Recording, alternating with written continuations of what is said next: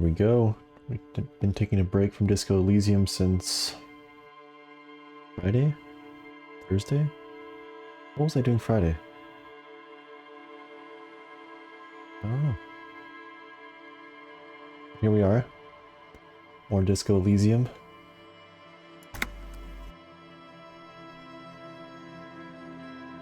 Weekend I was busy. Cleaning up the house and doing other hobbies. What? We should think about calling it a day, maybe. The nights are still miserably cold this time of year. We can pick up where we left off tomorrow morning.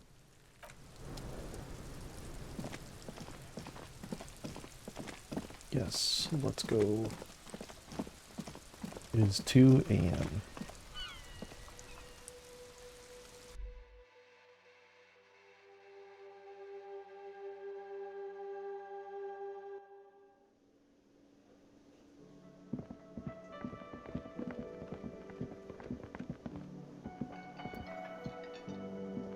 Can I help you?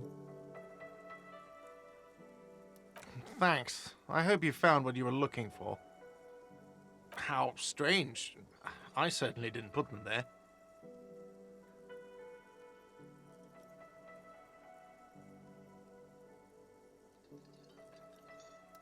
Sylvie had the keys before I got here, and I can vouch for her. I can vouch for all my staff. None of us would tamper with the crime scene. I think fugue states are more your forte, officer. The trash collection service? CS Municipal. I don't see why they would put anything in the trash, though. Ah, the elusive CS Municipal. I doubt we'll be able to track down who was sent here last and when. This will have to be one of those little threats that solves itself down the road. Thank you anyway. Yes?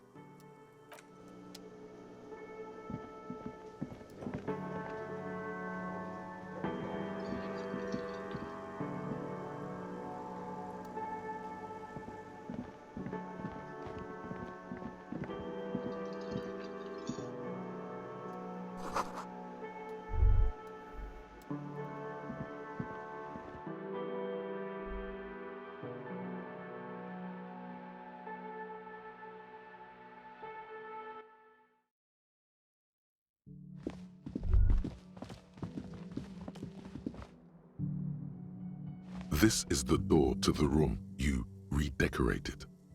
Just a moment. You had some questions earlier, I believe. And besides, we should discuss our progress on the investigation. Let's go out to the balcony.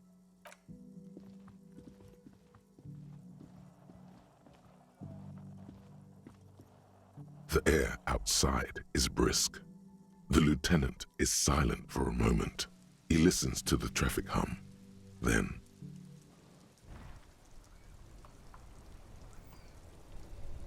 Where shall we begin? We should talk about the investigation, first and foremost.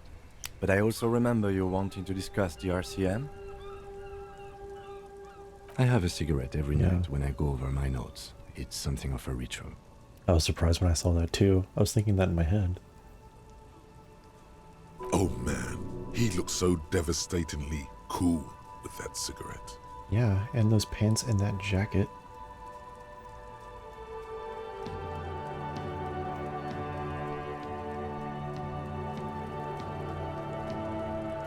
You mean this? This isn't cool. It's an unnecessary trial of will and unhealthy. Keeping the habit within the parameters he's given himself takes a lot of focus. It would be easy to simply quit.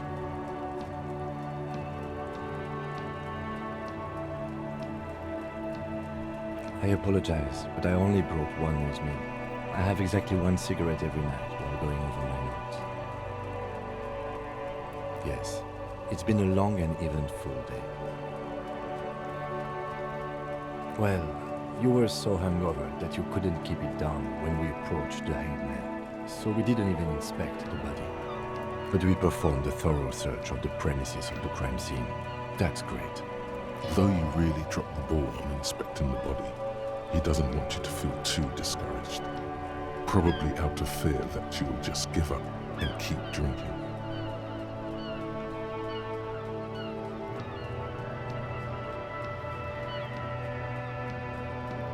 I look forward to that. As for the interviews, we weren't able to find the union leader, Evrart Claire, much less interview him, so that's on the to-do list for tomorrow. We tried to interview the White Palms rep, but she asked us to do something for her first. Fine, so be it. I have a feeling Joyce knows how dangerous the situation really is. We have to get her to talk to us. If Kim is emphasizing something this much, it really must be important. Above all, though, today was exhausting. What's with all the running? You run a lot. Is that a standard Precinct 41 practice? I have a really good theory about why you're running so fast, son. Just you wait until we get up tomorrow.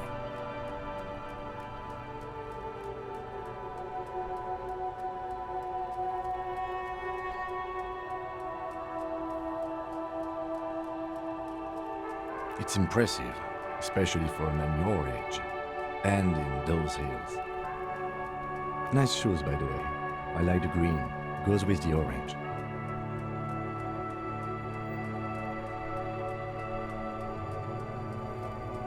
They're quite limited, actually. The power officers of the Revachol Citizens Militia exercise most frequently is imposing fines of up to 1,000 real for offenses, in accordance with an interdepartmental schedule. The RCM's primary role is to ensure safety. We are not really supposed to play any part in the economic structure of Revachol.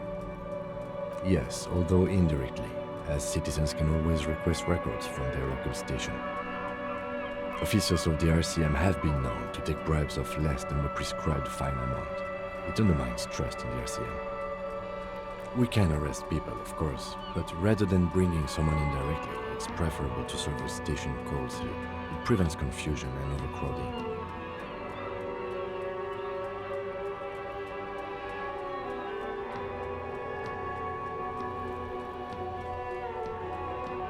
You can't. Those who don't show up become fugitives, though, and have fewer legal rights when they are eventually caught. It's about power projection. Thus far, they seem to mostly show up. We are permitted to use whatever force we deem necessary, even lethal.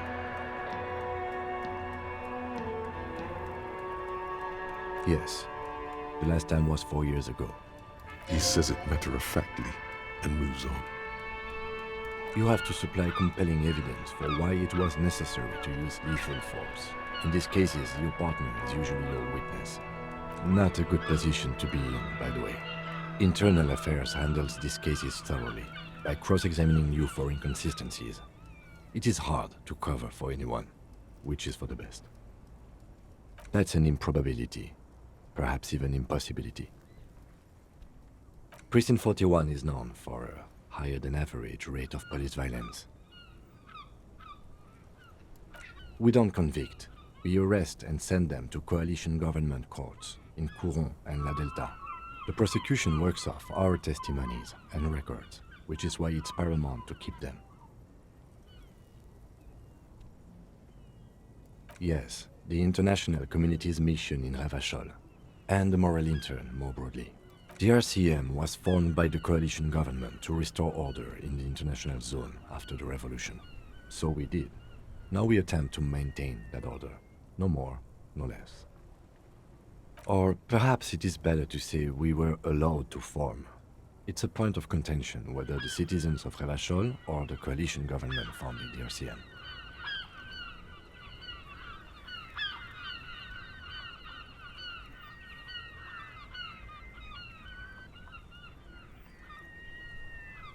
Be sentimental if you like.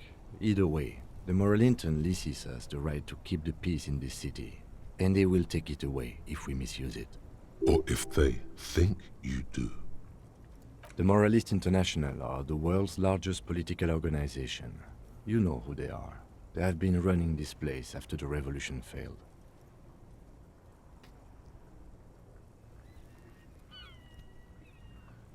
Okay. They're a union of center-left and center-right parties across the Real Belt. Our coalition government is just one of its many projects. They also run the ICP, EPIS, most intergovernmental organizations in the world. What do they believe in? They are DeLoreans, They believe they continue the humanist project set forth by Her Innocence Dolores Day 4 centuries ago. Others say they are just technocrats.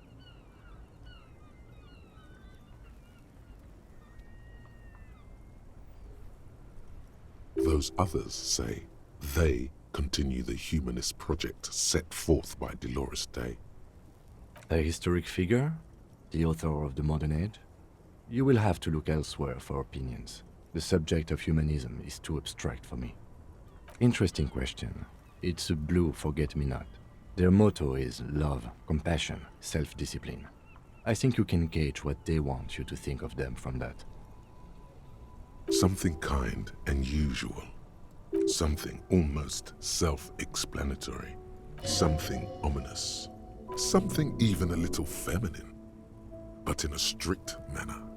Something like the dark blue, serious color of the early night sky above. The moral intern are a fact. I try not to have opinions on facts until they change. And it doesn't look like that's about to happen. It is more than that. There's some kind of affection in him. Yes, I did, when I was younger. In my 20s, I considered myself a moralist. A blue forget-me-not, a piece of the sky. They're not all that bad.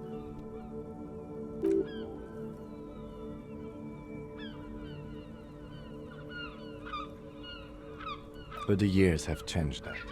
I don't know what I believe in now. No, I believe in the RCM. That's enough for me. Do you?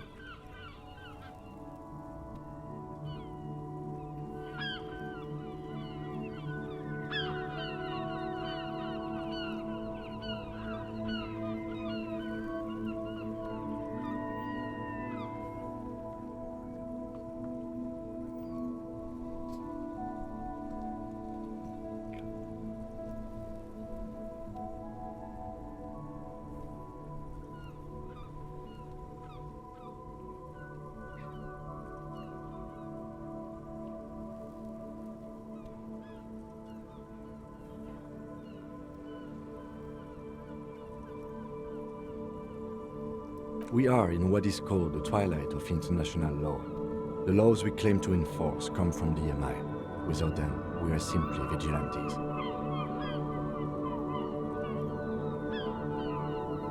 Sadly, it is what we already are to the people of Martinez, most of them at least, especially the Union. Vigilantes. I expect our job here to prove quite challenging.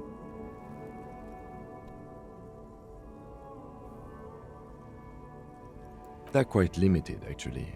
The power office. We can arrest people, of course. We are permitted to use whatever force we deem necessary. Yes, the RCM, or perhaps it is better to say we were allowed to form. It's a point of contention whether the citizens of Reval. It's probably more honest, yes. Either way, the moral intern. Or if they think you do. The dying lights of the city shimmer below. Slowly, like luminous clouds, they pass on his lenses. The lieutenant looks at his slim cigarette, contemplating the next drag. This soldier is the highlight of the day for me, he thinks. This little stick right here. An aerostatic passes overhead, the whiskers of its floodlights on the ground below. Kitsuragi's glasses light up as he looks to the sky. 2 glowing circles. They really don't like us here. And the mouth on that kid, Kuno. It's different in land, in Jamrock and the GRIH. It's our fault for leaving this place to the dogs, to the Union, to the company, not daring to come here more often. This place has fallen between the cracks, the jurisdictions of our 2 precincts. We run this city. West of the river is RCM land.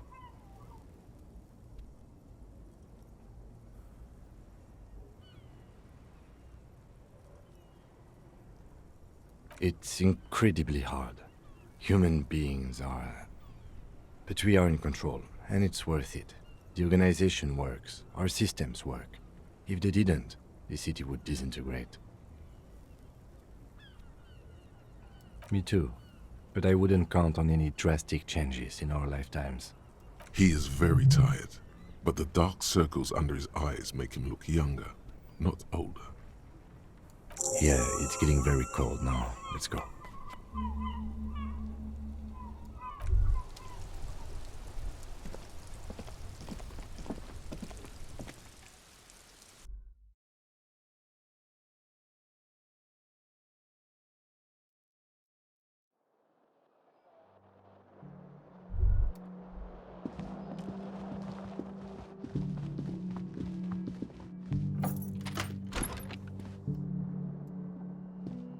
Yes?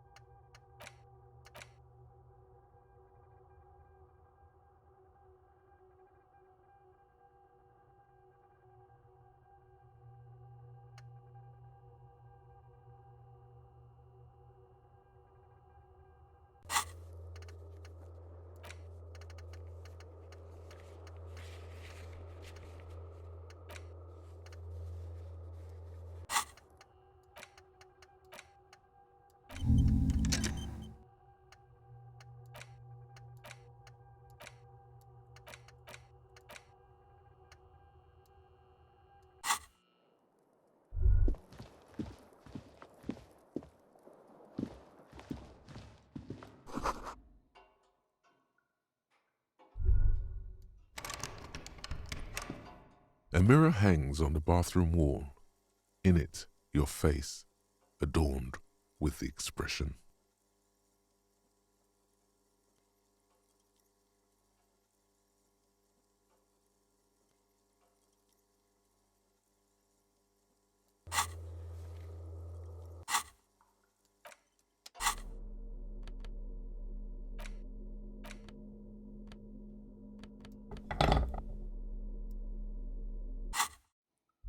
A mirror hangs on the bathroom wall.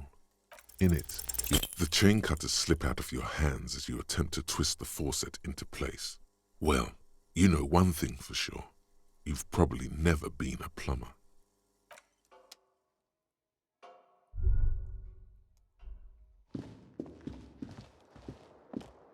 The bed is cold and not particularly inviting, but it's yours.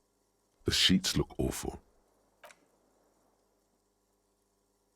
The sheets feel at once coarse and clammy against your skin. The bed sags beneath your weight as you stretch out and finally close your eyes. And then sleep doesn't come.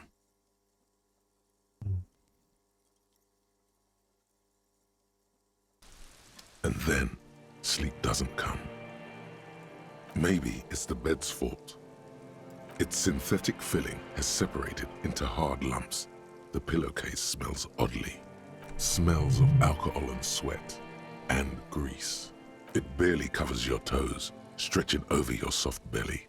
This is your body here, intimate and warm, breathing. Under your thrumming eyelids, you see a dizzying array of colors. You won't get off this carousel quite so easily. It's a little better. Colors, scenes, and half-formed phrases still litter your mind. Part of you is still trying to solve the case, isn't it? Something to do with, what was it that the lieutenant said? Union? And it's gone again. Your thoughts lost between the slowing brain waves. Your breathing steadies. A great silence washes over you until your eyelids twitch in your sleep and images start forming.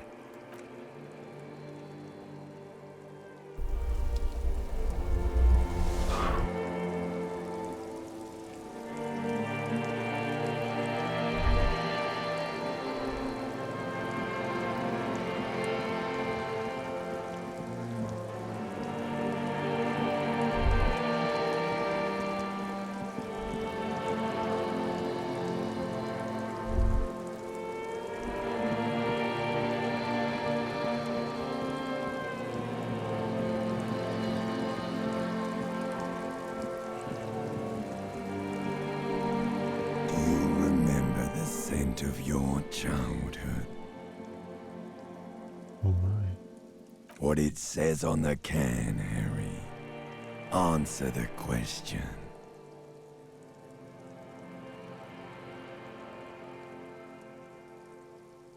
Do you remember your wife's hand on your face?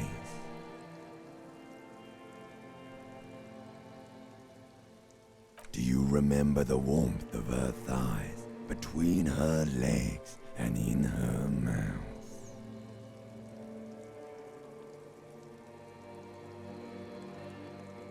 You know who I am. I'm the bad day. The one where you ask her, and then later in the streets wandering. It's the worst day of all time, Harry dear. And it's coming. She will hear about it on the phone.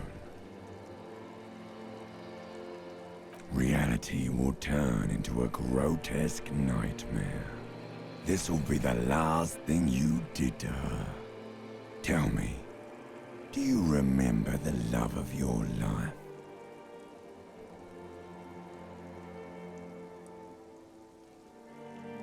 Oh no, funky baby, you stayed.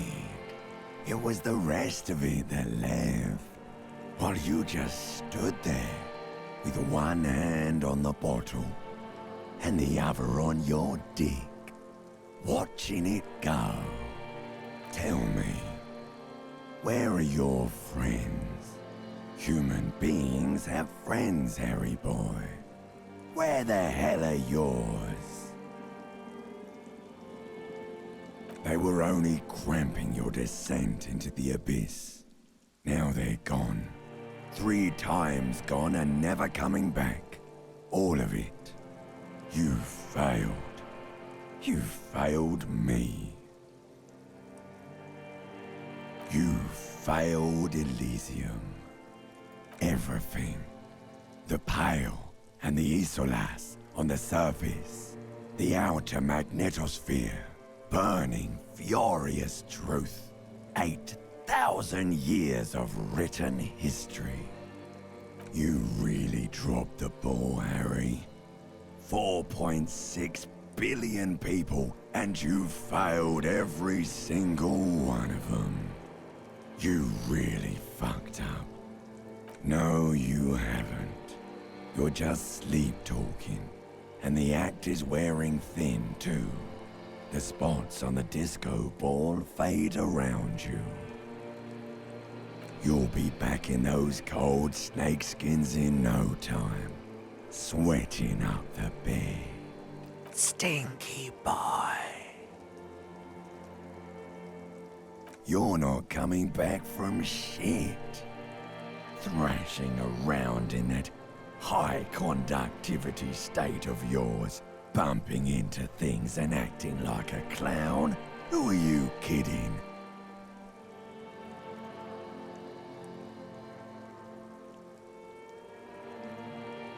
trying to what? I can't hear you. This is just a word dream now. Jumbled up garbage. The pictures are gone. The bed rises to meet you. A thin, sleep-like state. More glass than velvet, grinding in your head. So something is wrong. Sleep shouldn't be this bad, this dry, this unnourishing. There's something wrong with your thoughts. Some kind of new type of hangover. Oh yes, party boy, and it's worse than the one before. Just think of the shit you saw. Here it comes too, so soon already. A silent alarm goes off in your head like clockwork, barely let you sleep at all.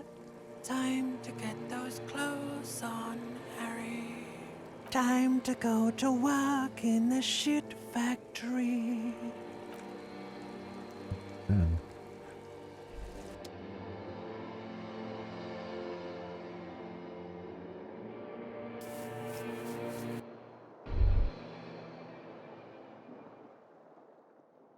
Good going, buddy.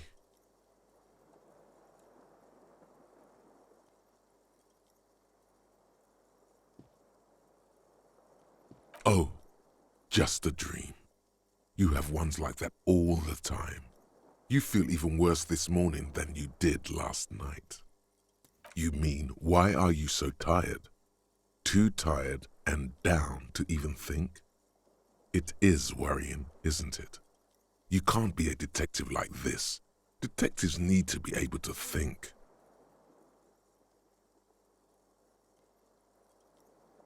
It's just that your heart has finally pumped all the speed out of your system, Buster. Time to get some more. You're too weak to say no now. Waking up is the worst part. Maybe somewhere down the line you could decline.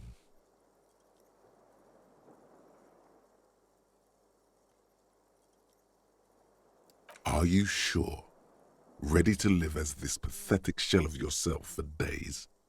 Basically, a week. Let's be honest, 2 weeks. Maybe 3. You won't make it. Half the town will be dead by then. You will be fired. Suit yourself, slow, sad shell man. See how you do without your spark.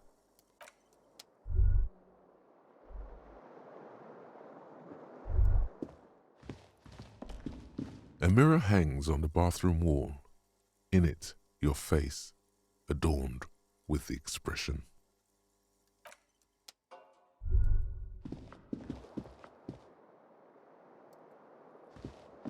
The window stands broken.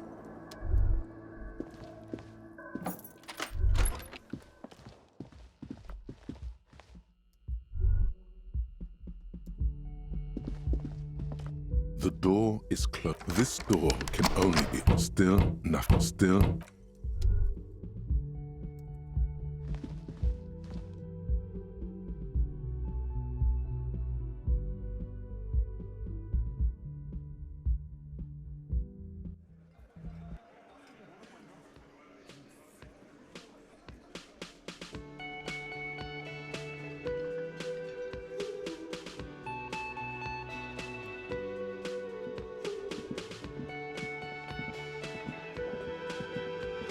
Morning. Looks like we can get to work at once. The union muscle turned up. They look rowdy. We should talk to them. I completely forgot. Sorry, I had a rough night's sleep. It's them by the looks of it. Loud and nasty, just like the manager said.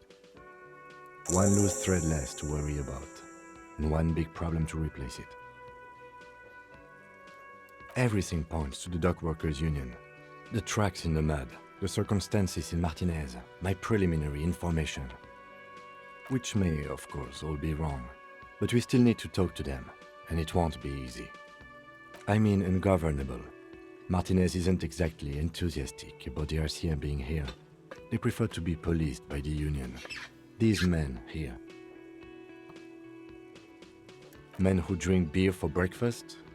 There's talk of an armed wing of the Union called the Hardy Boys, who are responsible for state policing.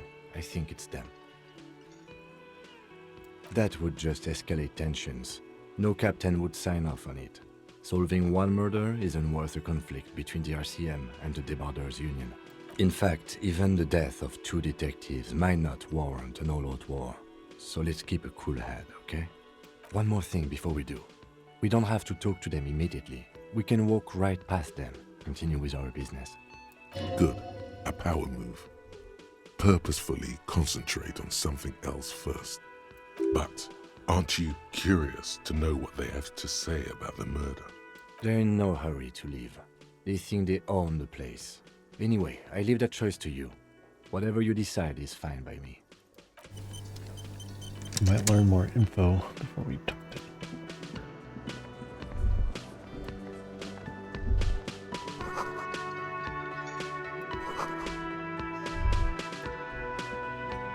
The man ponders his cooking Am I doing? utensils and gives you a little nod, acknowledging your Playing presence. Huh? No, I'm playing a... It's not a visual novel. It's just a joke that David keeps telling. It's I'm playing an RPG called Disco Elysium. Yeah. It's you're a detective trying to solve a murder. Yeah, but there's like it's very absurd and very pretty. It won like, I don't think it didn't win Game of the Year for it won Best RPG of 2019.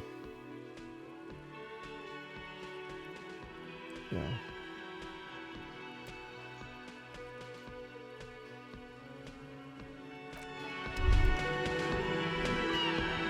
You see a heavy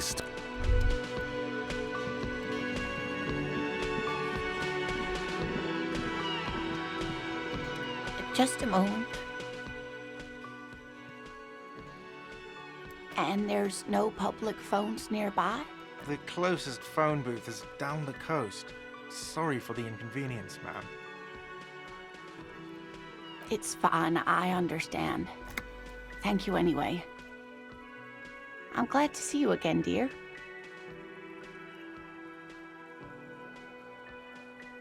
Please don't trouble yourself about me, sweetie. I was just hoping to make a call, but the Whirling's phone line isn't working. The Union office probably has a phone, but I can't really get there, or to the phone booth down the coast. And Gary's phone is dead too. The manager was vague about it. To let the young woman who's house-sitting for us know that we may be delayed. Morel, my husband, and Gary were supposed to get back by Monday night, but they're still missing, and I haven't heard from them. I was also hoping she'd heard from Morel. That's just it. This isn't like him at all. He always plans his expeditions so carefully. But you have more important things to worry about. More important than a missing expedition? I don't know. Expeditions often lead to something interesting.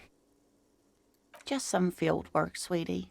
Morel is a highly trained scientist. He and his assistant Gary are studying an extremely rare species of insect. But they should have returned by now. They were just going down the coast across the water lock to set a few traps. He said they'd be back on Monday. What could be keeping them?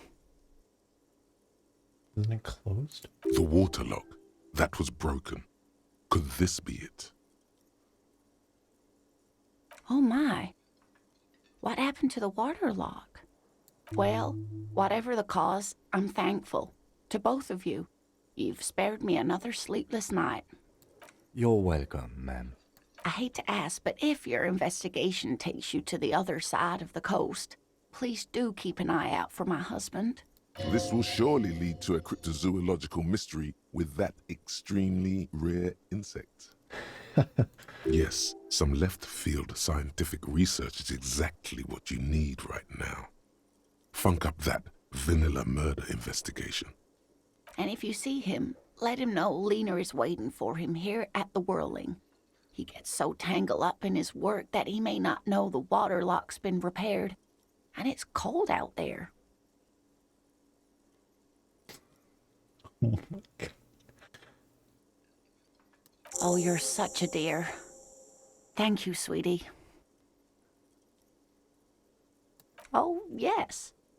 A zoologist. A cryptozoologist, to be more precise. It's a pseudoscience that attempts to legitimize research into mythological beasts and urban legends. That's one opinion, yes. And people are entitled to their opinions. My apologies, ma'am. I did not mean to undermine your hobby. It's not a hobby, dear. It's a subfield of zoology, one specializing in animal species that are so exceedingly rare that many assume them to be extinct or even fictitious. Searching for such species called cryptids is difficult and often thankless, and frankly, many scientists are too lazy to do it. Universities these days are rarely interested in supporting real research. The quality of research at Revacholian universities has been on the decline, but you doubt there was ever a time when cryptozoology was embraced by the academic elite. She's completely internalized her husband's struggles. They are her own. Oh, sweetie, it's fascinating. But I shouldn't bore you with entomological minutiae. The lieutenant gives you a sideways glance. Oh my.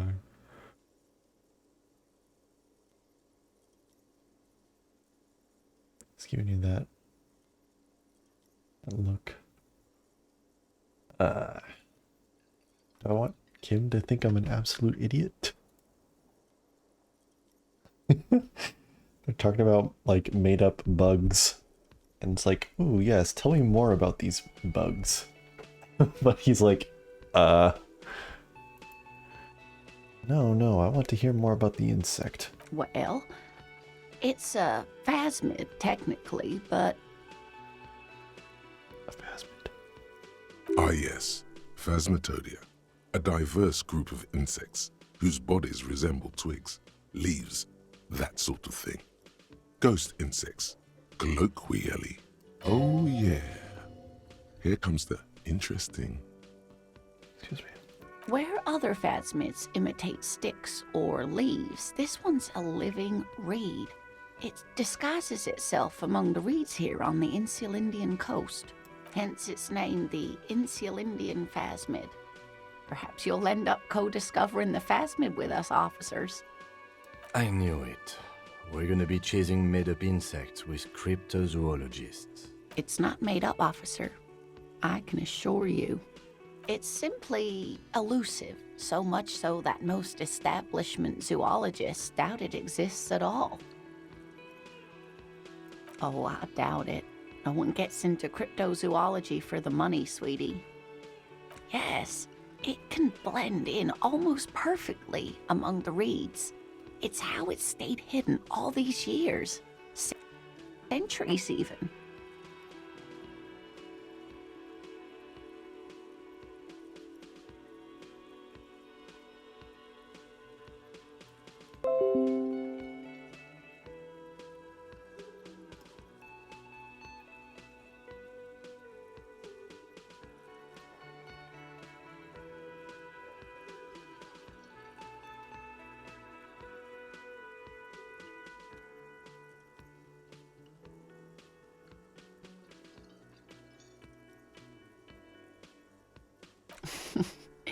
Not at all.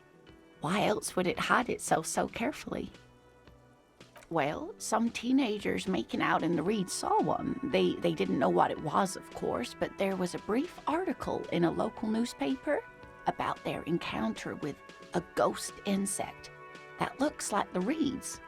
Gary sent us the clipping. Of course, most phasmid sightings turn out to be false alarms, but their description matched the Insulindian phasmid perfectly, and they didn't even know what they were looking at. Oh dear. I'm afraid I'm not explaining this very well. It is very special. Morel can explain it all much better. I wish you could hear him describe it. Then you'd understand, I'm sure. Oh dear, I'm not sure where to begin. Well, his expression is slightly grumpy, but his eyes are always bright and curious, like a small boy's. And his palms are quite coarse from all the field work, but he's quite gentle. It's always a challenge to describe the person you know best in the world. Oh, well, he's a bit shorter than you, but with a larger frame, and he has longish white hair, usually a bit uncombed. You might say wild, even. The lieutenant pulls out his notebook and begins jotting down the woman's description. One other thing, he'll likely have all kinds of field gear on him, even if he's not out in the reeds, you know, just in case. We'll be celebrating our 16th anniversary this autumn. Not the most numerically satisfying anniversary, but I like the less obvious milestones even more somehow. By a dating agency, I'm ashamed to say. I was looking to get back into the scene after recovering from my accident, and he'd just divorced.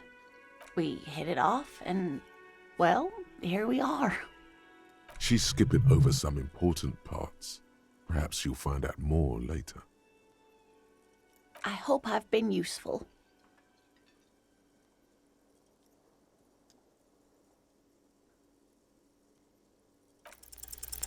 You're an enthusiastic idiot, but you're still an idiot.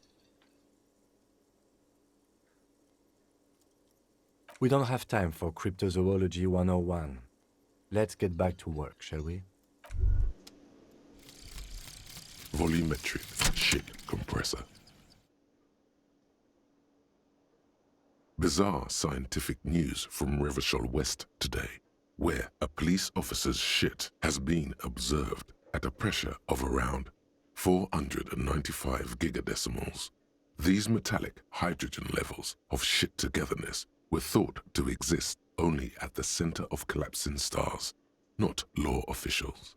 It remains to be seen how long the shit singularity lasts.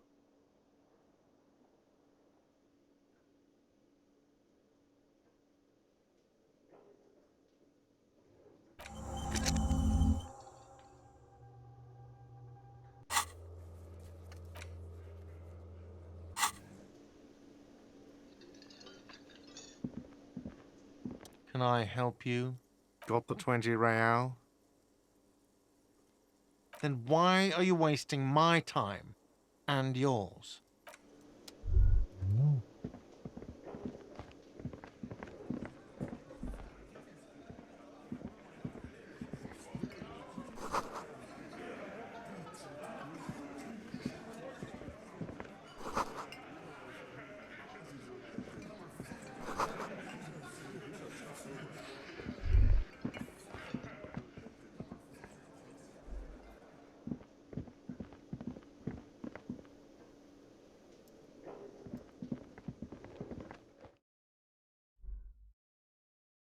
Buy a book. Reading passes time quickly. That is true. I've noticed the time in this game passes when you do actions. It doesn't pass just by like standing still. Like, you have to be like actively talking to somebody, and like if it says like this will take 30 minutes to do, like it'll like 30 minutes will tick on the clock without you kind of noticing. Kind of interesting.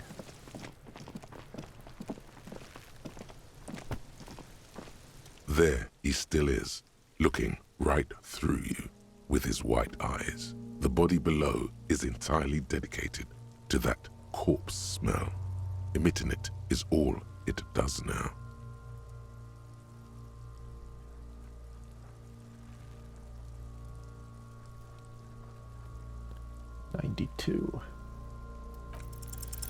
Ha ha ha! Again! The corpse laughs at you, pus dripping from its mouth. You will never be able to hold it in. It's always too much.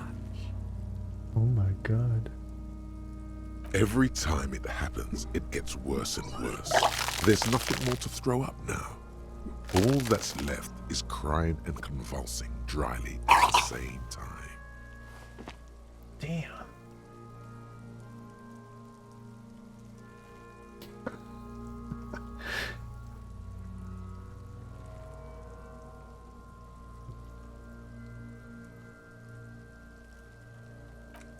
I'm at a loss as well.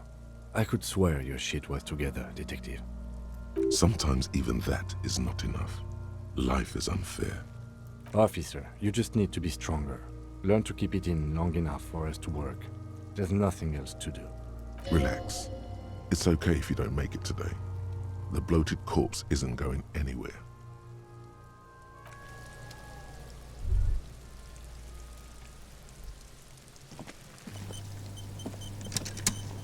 Fuck does Kuno care?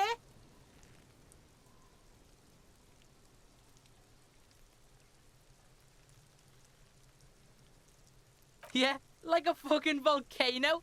Yeah. Fucking pathetic. You're lucky you didn't die there.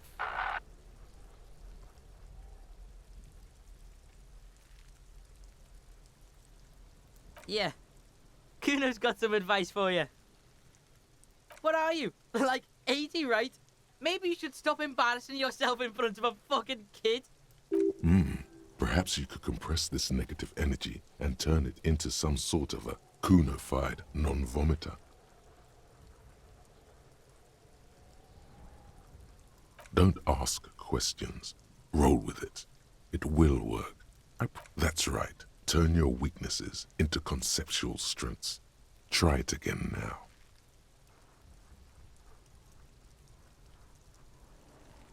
The fuck do you want with it? Oh, that? Kuno decapitates pigs. That's just a Kuno demo tape.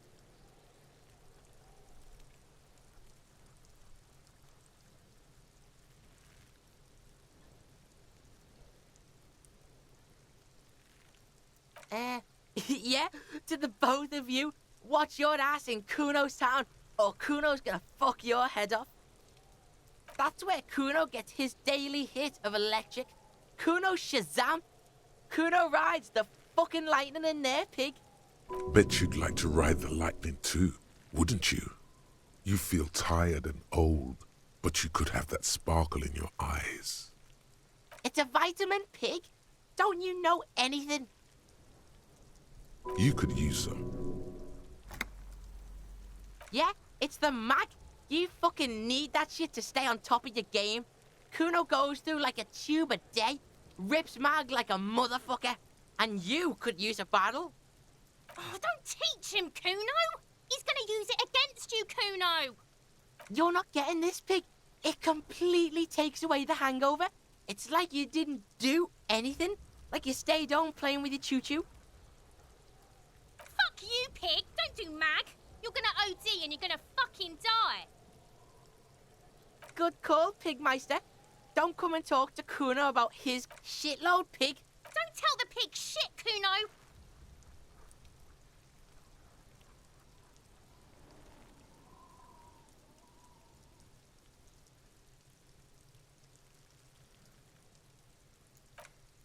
If I were to want to waste my time, which I do not. The usual being, have you seen anything out of the ordinary? Or have you seen anything suspicious? Just a couple of pigs. Yeah, you... Looks like you're a fagari now, whatever that means. The suspicious question. Kuno's... He's trying to hide the fact that he doesn't know. Kuno knows what you meant. Probably climbed. You heard Kuno. I don't know. Some fucking... Mesk or I don't know. There is no Night City anywhere. That sounds like the name of a city in some pulp science. Yeah. Kuno didn't smoke him if that's what you mean. Thanks, Kuno. You're testing... Get lost, Kuno's Kuno. It's always Kuno, never I. Clearly the kid's using the third-person perspective as a shield. The fuck are you calling a third person? Kuno's the fucking first person? He looks slightly confused. But proud, he came up with that retort. But right as he's getting distracted, you hear a malevolent hiss from behind the fence. Watch out, Kuno! He's trying to fiddle you! He's gonna put his hands on you! Help! Pig's got Kuno! Help! Help! He's got the Kuno, help! Yeah? Get out of here before the Kuno beats the shit out of you. Yeah, that's right. Drag your fat ass out of here, fat boy, before Kuno fucks you. Bang! Got fucked by the Kuno. We alright? You wanna get fucked again? Come back. Fuck does Kuno care?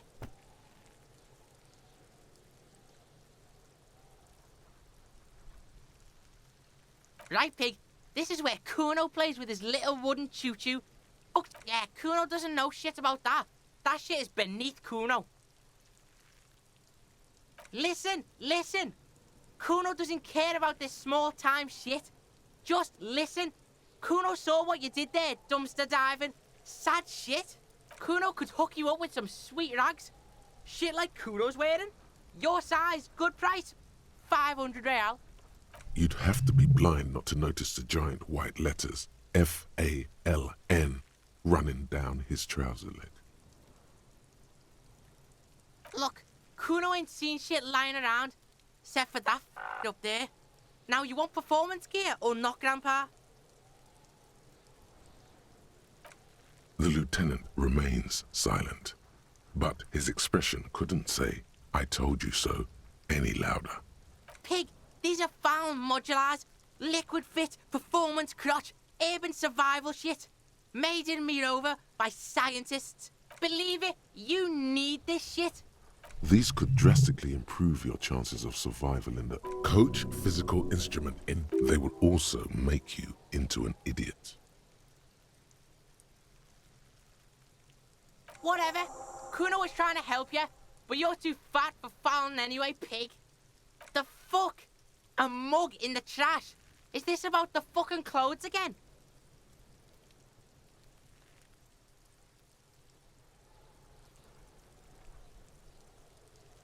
Yeah, Kuno sees where this is going. Kuno's got that fast brain. You saying you pigs are after the mug fucker, 'cause he's the clothes fucker? I can't hear you, Kuno. Speak louder, Kuno. Shit, that's tense. Someone's going to the beat-down basement, huh? Mug guy gonna get tied to the radiator. Kuno doesn't know who put that shit in there. And if he did, he wouldn't squeal. But if you find out, maybe you can... Tell the Kuno who it was. He's curious. He likes putting 2 and 2 together here. Stop turning into a pig, Kuno. They're trying to get you hooked on the snitching. Get away from my Kuno. Yeah, get your bacon shit away.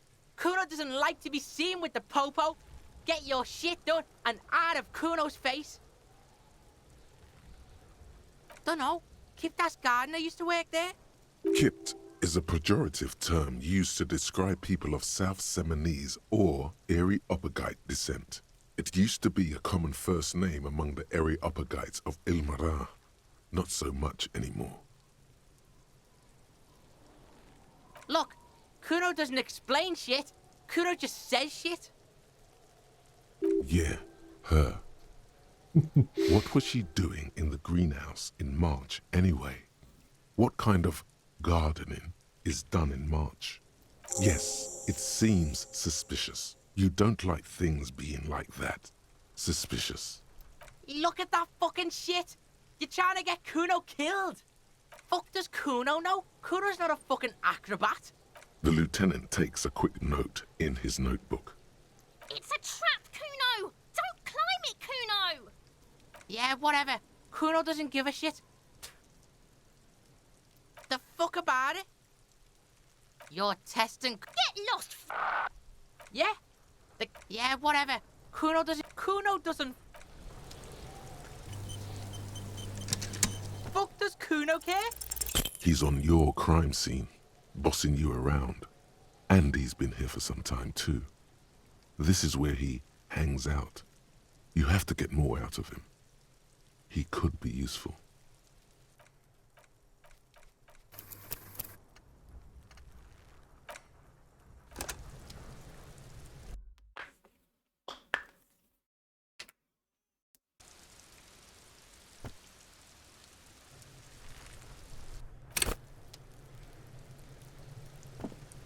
Yes? Fuck does Kuno care?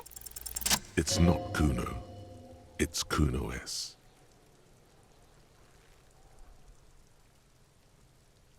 Kuno S is by far the worst of the two.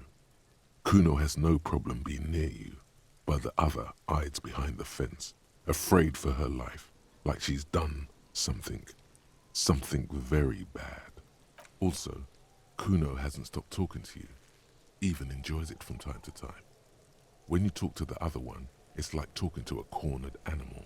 She only hisses and says murder was the case that they gave her. All in all, Kuno respects madness. You cannot hope to outdo her on that front. You must win yourself a few minutes with him alone. Fuck you whispering about? He's whispering too. He's going with it. But watch what happens. Fuck you whispering about! She puts extra stress onto that word, expecting it will make you uncomfortable. If Kuno wants to whisper, he's gonna fucking whisper, okay? Let's whisper, pig. This is it. You've got him. But be careful. You can still fuck this up. Don't make Kuno look bad in this.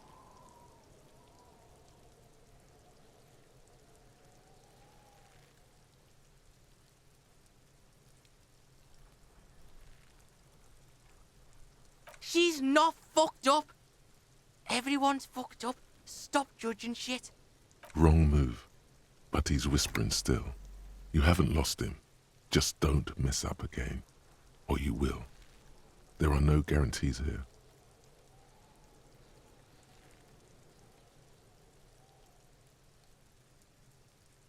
It's okay. The pig's trying to pit us against each other. Not gonna let him do that. That's it. You let him off the line. That was a bad, manipulative thing to say. You should understand. I got you this far. I couldn't get you all the way. Try to fuck my Kuno! Try to fuck my Kuno away! Me and Kuno are tight. We ride for life. He's on your crime scene, bossing you around. And he's been here for some time too. This is where he hangs out. You have to get more out of him. He could be useful. Trying to fuck at the Kuno. Trying to fuck at me. Trying to fuck.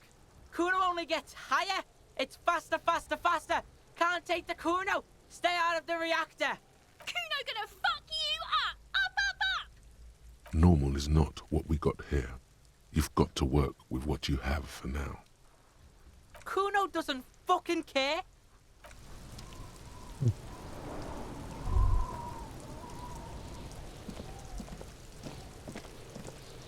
The trash containers, the smell of rotten food rises to greet you. You see soggy cartons, dirty rags, and organic waste. The container sounds a muffled gong.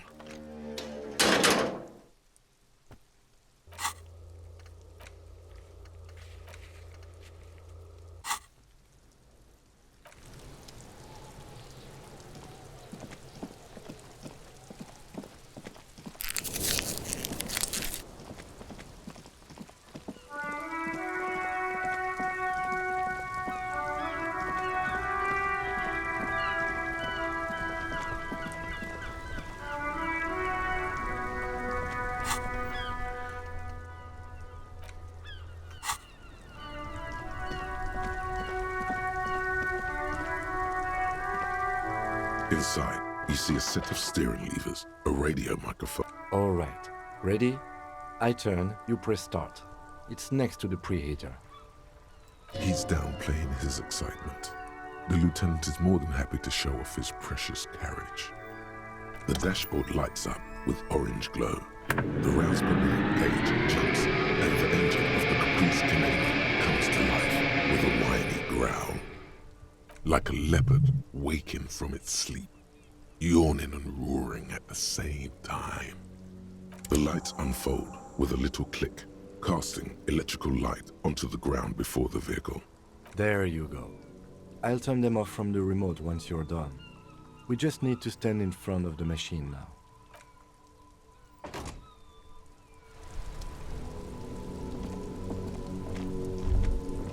As you hold your ledger's clip under the headlamp, an iridescent hologram appears.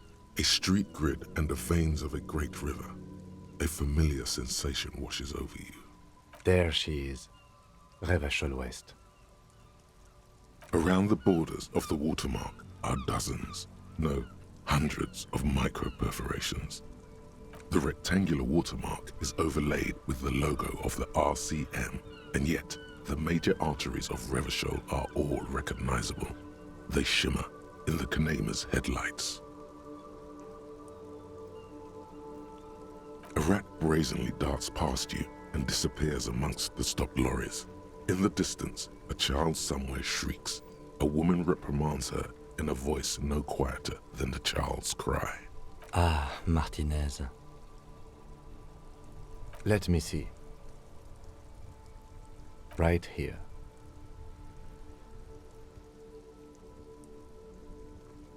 No, it does not. There are many of them, and they are divided into 3 separate rows. The first row has 18 dots. The next is the longest. It runs all the way around the border, and then some. You count 216 perforations. Considering that nice, large number, a wave of pride washes over you, though you can't say why, precisely. The last row has 3 perforations. That's it. Those are perforations. They represent your record as an officer of the RCM. They are your statistics, as it were. I should have guessed you'd keep a record. Officers often do. Let's take a look. Alpha male officers who are proud of their numbers often do. It's meant.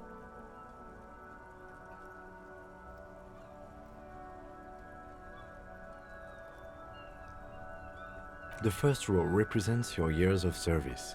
18 years. Okay, not bad at all. What did you do before you volunteered? That's what it says. I might have guessed even longer based on your age. What did you do all those blissful years of your youth?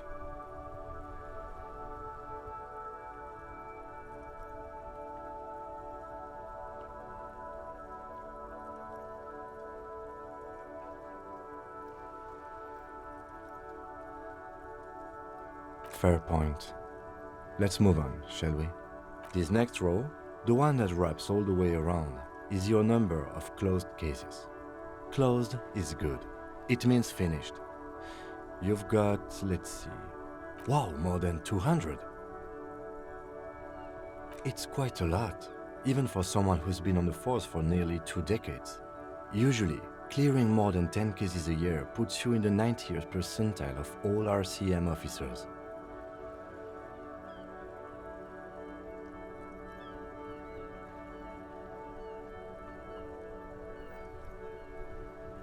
Right. Those are your confirmed kills.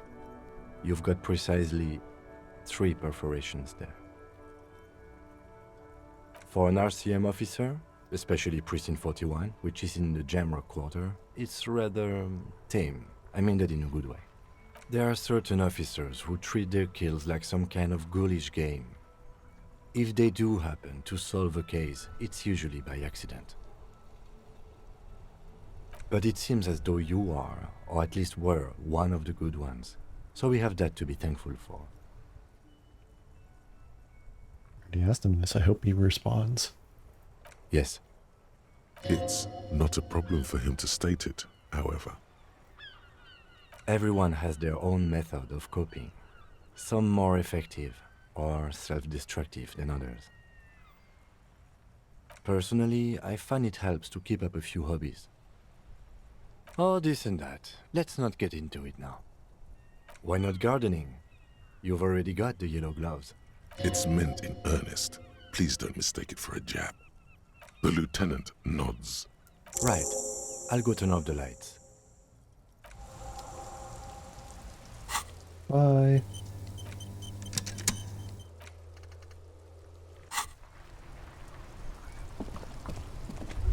Still here. Stuck in this damn jam, my man. Ah, man. Me and narcotics go way back. Had some good times surfing the psychic waves of my own consciousness, you know? But those days are behind me. There are other addictions in my life now. Why the inquiry, my man?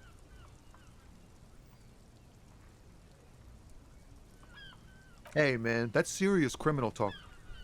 Are you trying to pull some sort of an entrapment thing on me? Entrapment is a practice whereby an officer of the law induces a person to commit a criminal offense that the person would have otherwise been unlikely to commit, usually through some trickery, persuasion, or fraud. Then what's your deal here? We have a credible lead, sir. Someone on this roundabout is waiting for a bulk shipment from the harbor to load it on their lorry and drive it to Jamrock. Not me, man. No way. I don't need any trouble. Shit's bad enough anyway. This jam's got folks up in arms, and I'm afraid it's headed toward a conflagration. Gotta guard the stuff. Bosses don't look kindly on missing cargo, and it gives me time to work on my rhymes. A rhymesmith? This is quite credible. It goes with its cadence and way of speaking. Look, man, I try to stay away from the criminal underbelly of Revachol. I'm a guest here. You really need to find another man to probe with those questions. We wouldn't say he's lying, sire.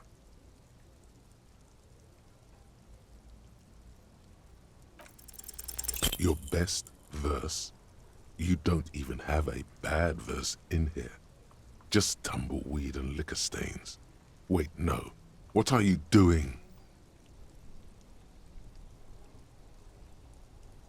That's brutal, man. But you know, time will... No, stop. He's already mortified.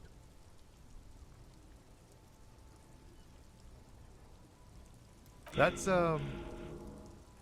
In the name of God, what are you doing?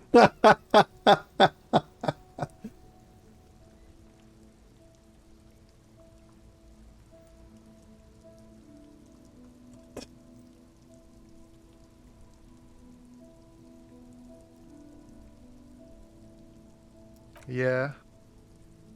Yeah, I get it. These are your rhymes. They're from your life. Doesn't matter if they're robust, they're honest. So, thanks, man. He's not lying. He liked the end. Yes, and I also thank you for stopping. We have a drug investigation to return to. How about we do that?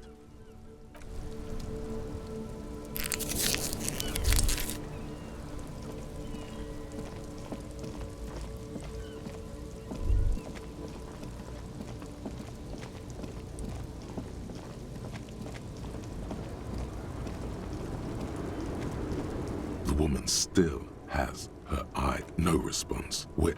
If you want her attention, you may need to be more forceful. Where am I? Who are you? The smile on her face has disappeared, replaced by the wary aspect of a cornered beast. Never mind. I remember now. I'm still stuck in that traffic jam in the 50s.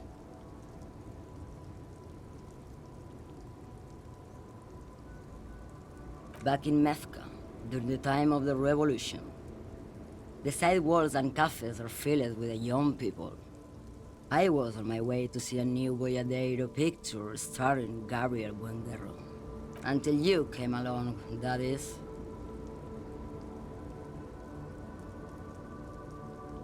This is Gabriel Buenguerro. A strikingly handsome man looks straight at you, his head crowned with a wide brim hat. His hair is dark as an oil slick, and his jaw the most perfectly chiseled thing you've ever seen. He was the biggest star of his day. Girls used to faint in the aisles of cinema whenever he came on the screen. And schoolboys used to memorize all of his lines. In all likelihood, it's a world that's only ever existed in her mind. Someone was.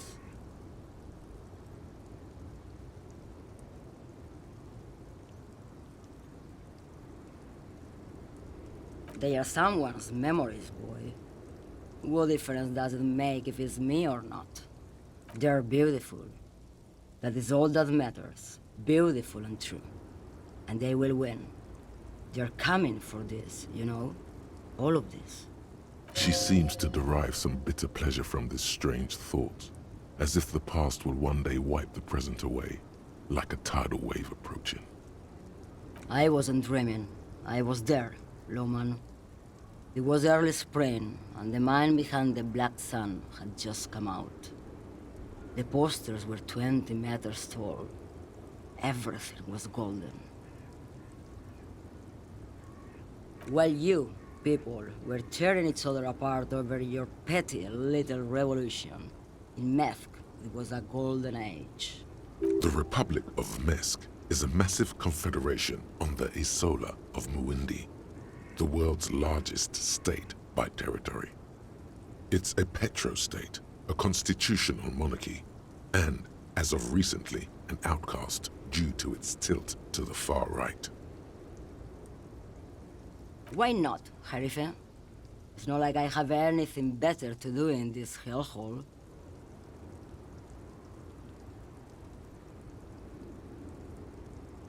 There's something off about this woman. Tell her to show you the soles of her boots. Maybe she was at the hanging somehow. Now what do you want with an old woman's boots, Sheriff? I'm starting to think you should let me get back to Gabriel Buenguerro. You are no Gabriel.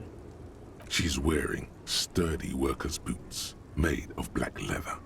Buckles run across. The sole is also made of leather. Just before Gabriel, it was the coronation of Franco Negro. Now, there was a real man. Moreover, the boots were size 37, tiny. There are too many discrepancies in all this.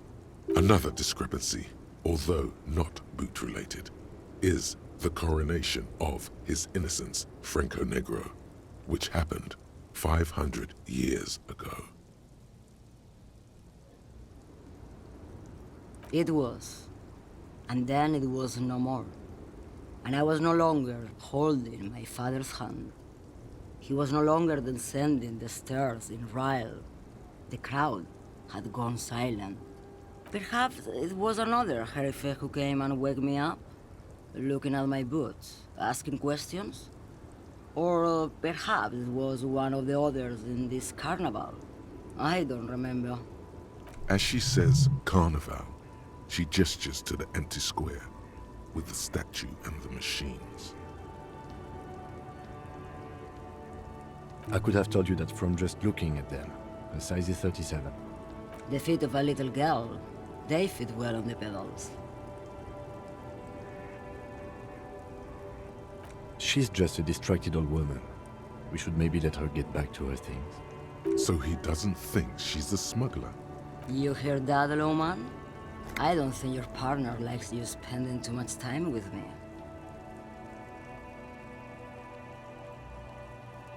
Nothing. I just don't think she's connected to anything.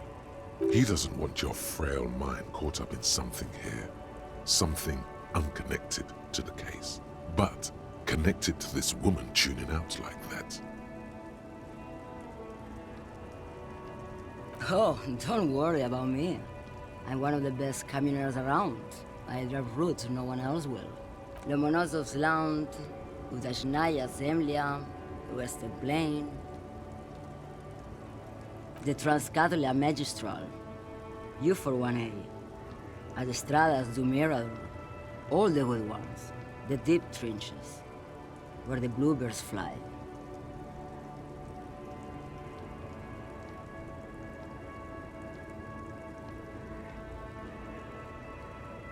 You're right, Loman.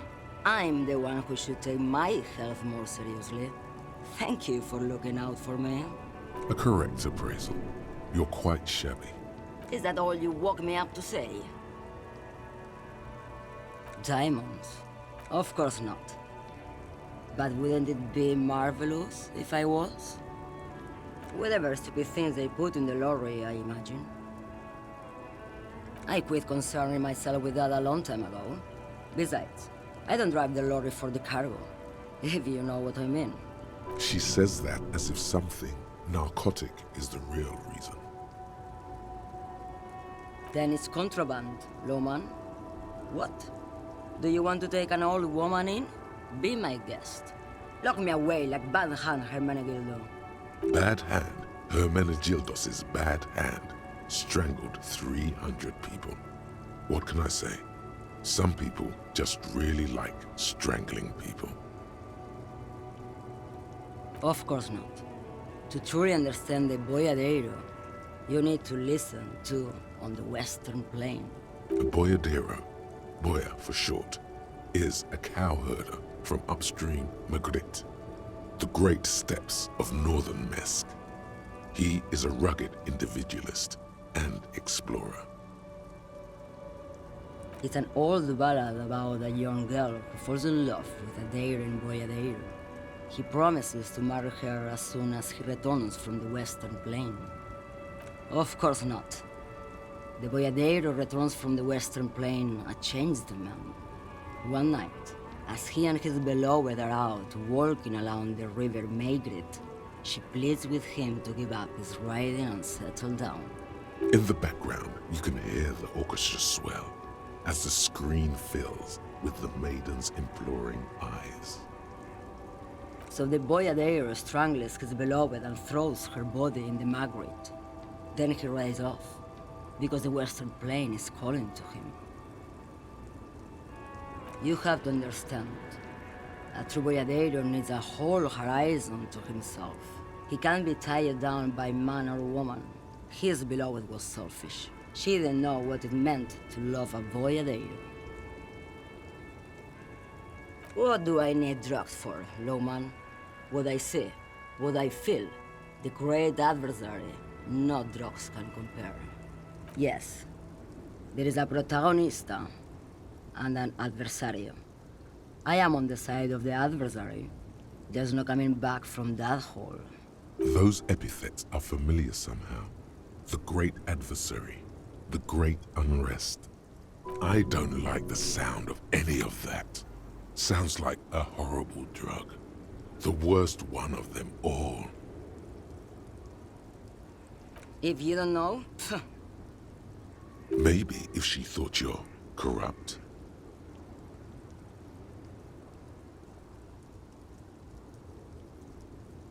why would I want to do that?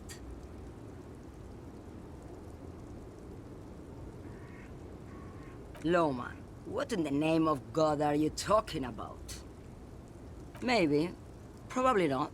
Makes no difference to me either way. Just this month, I made half a dozen trips from Saramiriza to Grat, on the U41A. What do you think they take from Saramiriza to Grat, Lawman? It's diamonds, Lawman, obviously.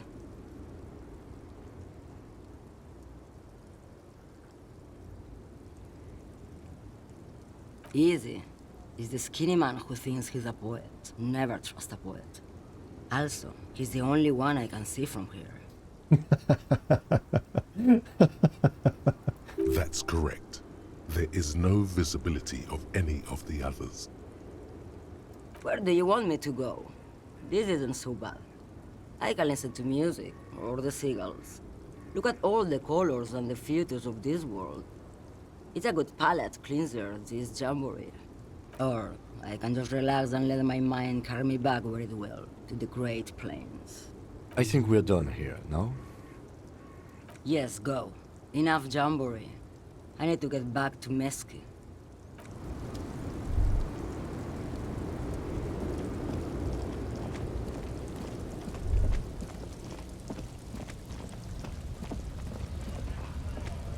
A lorry stuck in the the windows, fumes of heavy fuel oil.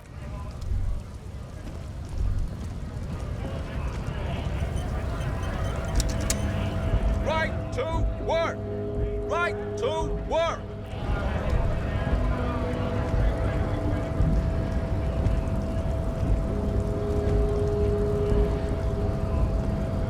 Hola, Wandering Man. How can I help?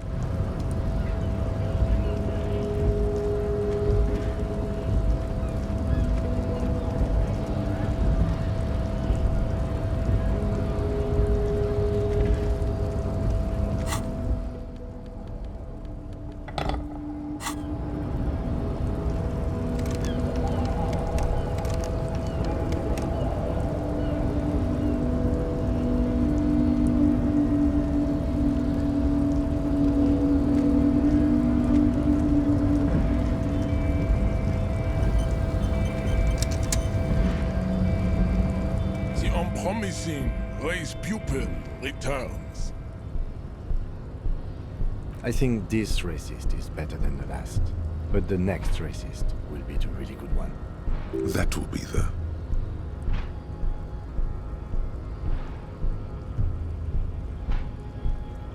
There always is. Race is reality.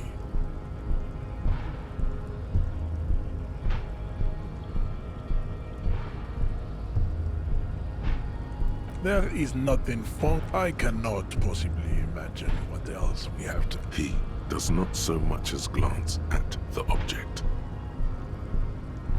Stop showing me your pathetic cup. I have no interest in it. He had nothing to do with it.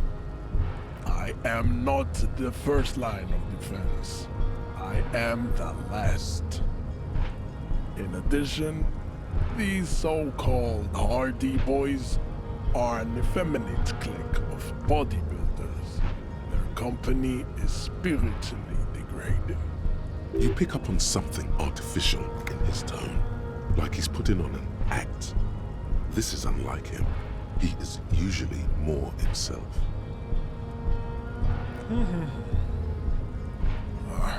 Fine.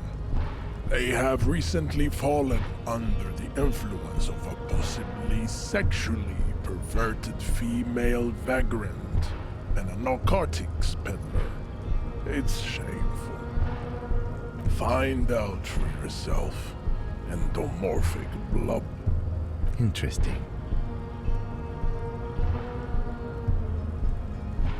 Racists are generally welcome to Revachol. He must think redheads are immigrants. I am not like them. The drawings are precise and look true to their pseudo-scientific... Your silence betrays your inferiority. You do not have a reply. You should enter a deep race slumber. Perhaps in 4,000 years, there is need for a servile homunculus. And...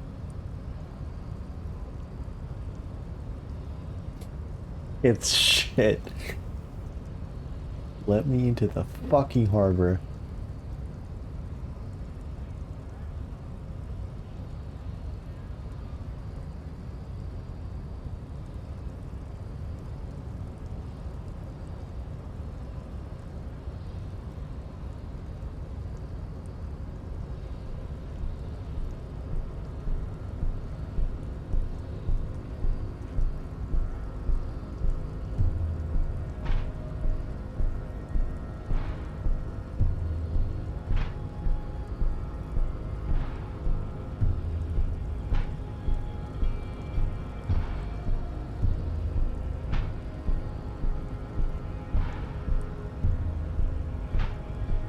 Everyone can see that. It has little to do with the race enigma. Baby, don't be mean. Give him another chance. Anything for you, babe.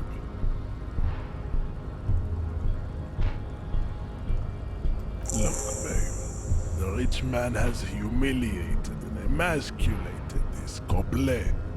He can only think in base materialist categories and feminine abstractions like money. Rich man really fucked him over, Jean. His rage is already played out on the stage of history as the grotesque tragedy of revolution. All it can accomplish now is impotent academic text and neurosyphilitic rock and roll melancholia. Impotent class warrior, I take pity on you. You clearly want to enter the harbor bad, like a little boy who wants to go on the potty. I can press the button for you. It will open the door.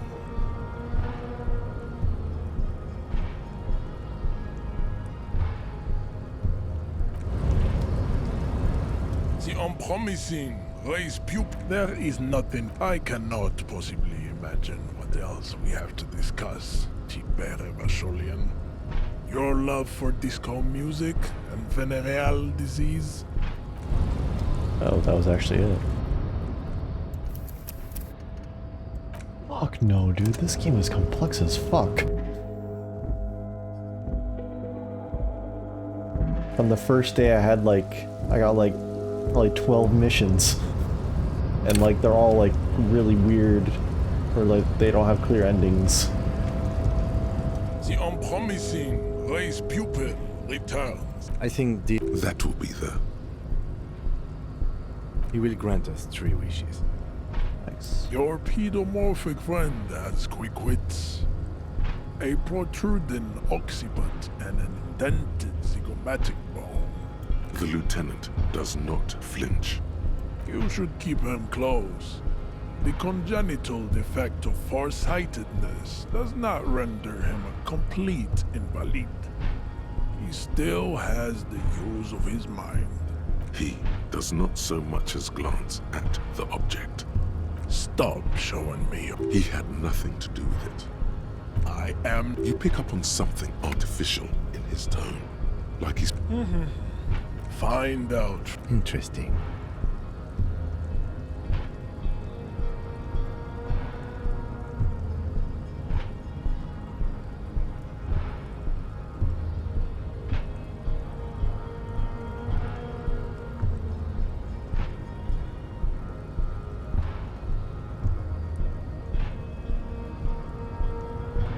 I want to see what happens when this actually works.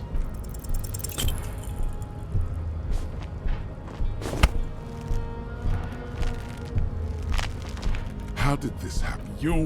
The crackle of bones. Inside, your fist... The words to the song. Your hand twitch. Good. Now leave before you humiliate your homoerotic organization any further.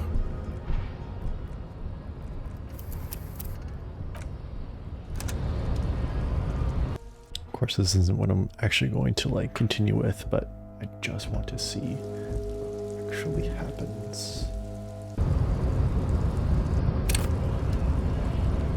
Just quick loading just to see what happens. Is Race pupil returns. there any way to pass this? How did the crackle of... Good. Now leave before you humiliate your homoerotic.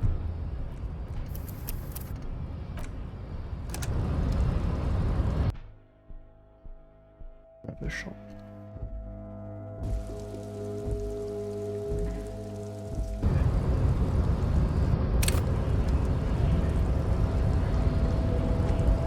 The unpromising race pupil returns.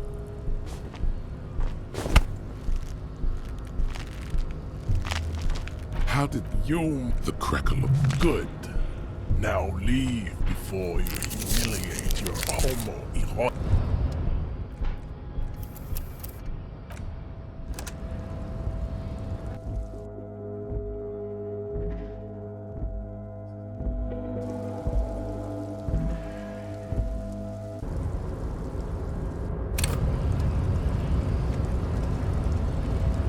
The unpromising race pupil returns.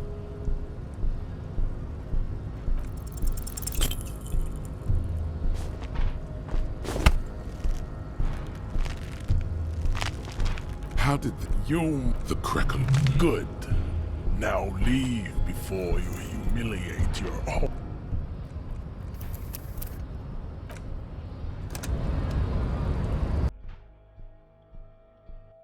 I'm gonna try it like 2 more times.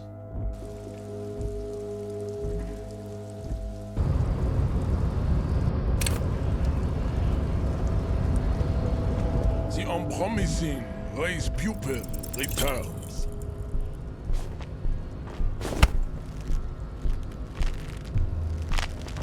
How did this happen? The crackle... Good. Now leave before you humiliate your...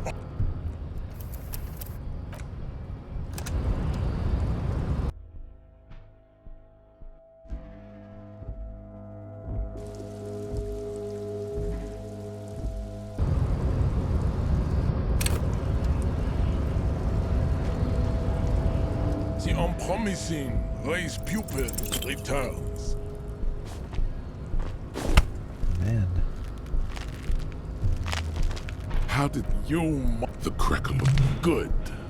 Now leave before you humiliate your home.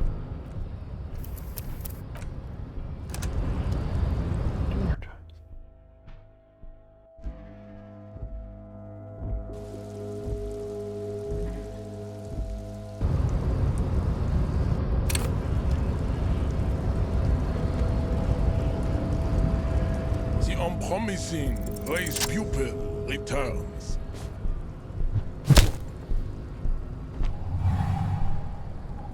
Just like that, instinct took over.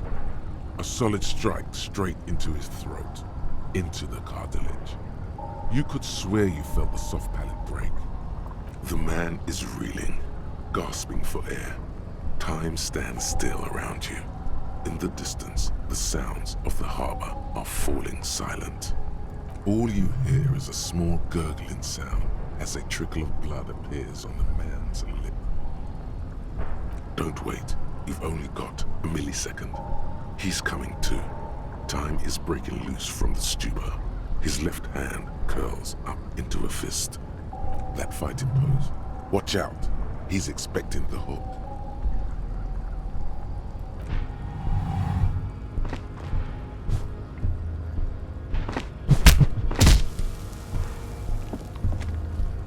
The man lands with a dull thump, like a broken down puppet of muscles and sinew.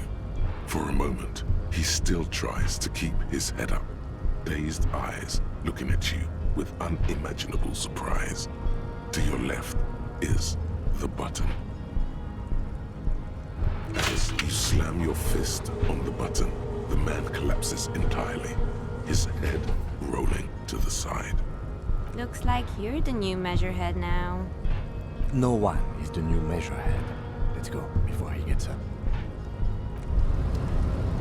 As you turn, a bright light catches your eye, making you squint. So cool. From a distant sunset, a stage light, flash photography, nowhere in particular. It's just what superstar law officers do. They squint at lights, and they solve shit. What are you, deaf?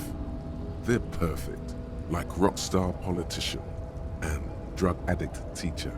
Embrace the superstardom you've worked so hard to establish. Yeah, you have. You're a big dick cop, Dick Mullen, Salam Rocky Baye, badass on the edge disco cop.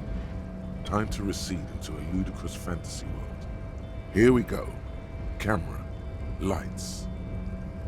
With a sudden flash, the world freezes around you, and you along with it. In an iconic monochrome solution, a black silhouette against a rasterized orange world. It's on.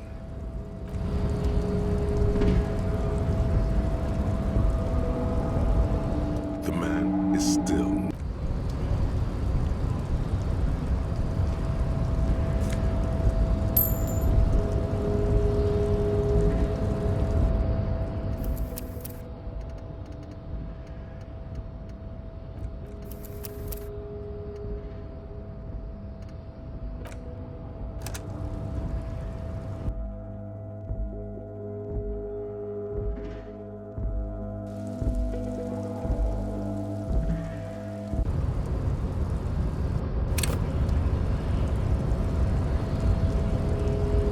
Unpromising race pupil return. I think this That will be the. he will grant Your The loot. You should keep him close. He. Stop. He had nothing to do with it. I am not the first. You pick up on something artificial in his tone, like he's putting on an act. This is unlike him. He is usually more himself. The hardy manlets are on the pay of the company. I answer to the union alone. And I do this out of race heroism. Finance is an alien concept to the Simmons. Now leave me be. I must luxuriate in the company of my woman. Fine. They have recently fallen under the influence. Find out for yourself. Interesting.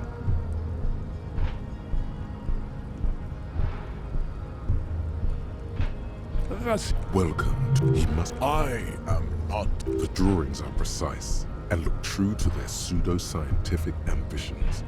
One thing, however... That atavistic stigmata makes... Babe, thanks. But I got this.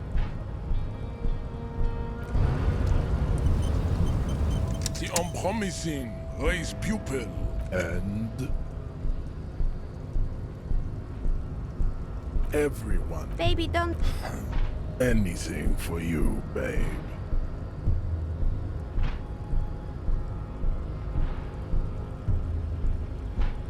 Fascinating.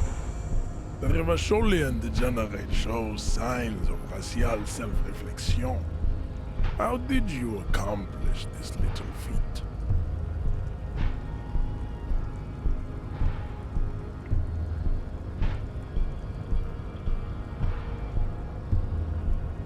So it would seem, Throlaful. I find myself at a crossroads.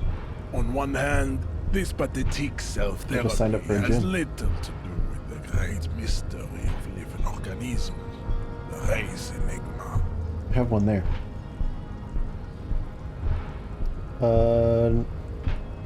No. They sent me an email saying I can buy it, and then I didn't buy it. Why do you want a rowing machine?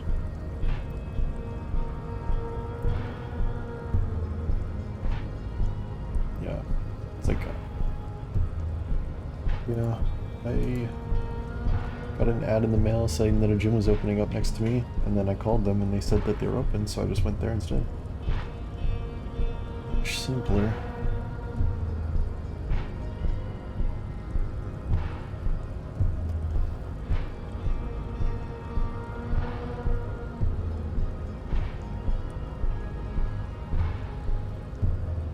And, of course, you will not be able to free yourself from the yoke of rule. It is too late. It may be lethal to stop at this point, but still, if the Revacholian degenerate is capable of critical thought, he may still prove a race adversary. Why should I help my adversary? Jean, baby. Do the heroic thing. That is not possible. The game of Shahmat you play against the rules tricks is unwinnable. The days, the weeks, the months will wear you out. The Occidental Haplogroup is incapable of long-term lucid thoughts. Very well. You may enter once. Our conversation here has concluded. Well done. Let's go.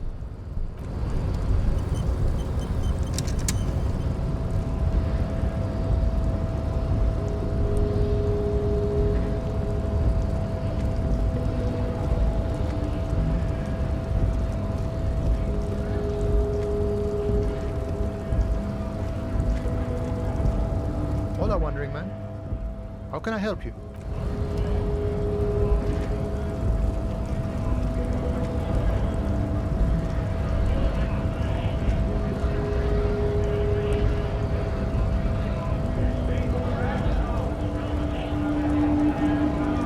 Right to work!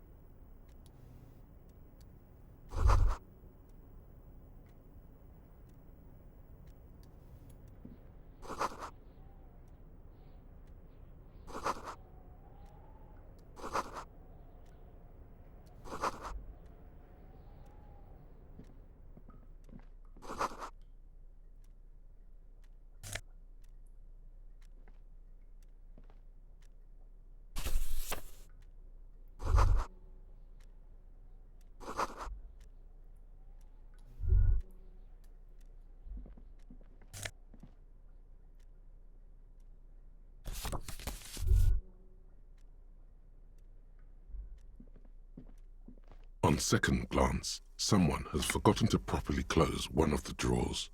It's unfortunate for the Union to just leave their paperwork lying around like this. Yes, it is. Let's see what's inside, he thinks. The drawer opens smoothly. Inside is a well-organized selection of brown folders. Hundreds of documents containing logistical data. Two kinds of transactions stand out. Materials coming into Revachol from the outside world, from Muindi, Grad, and even Ilmarar. And the same materials being handed over to companies inside Revachol. Kuron, Coal City, La Delta, and Jamrock are listed among the many districts where the imports are being sold. It's hard to make sense of this thicket of company names, dates, quantities, and percentages. You try to focus, but the lines are getting blurry.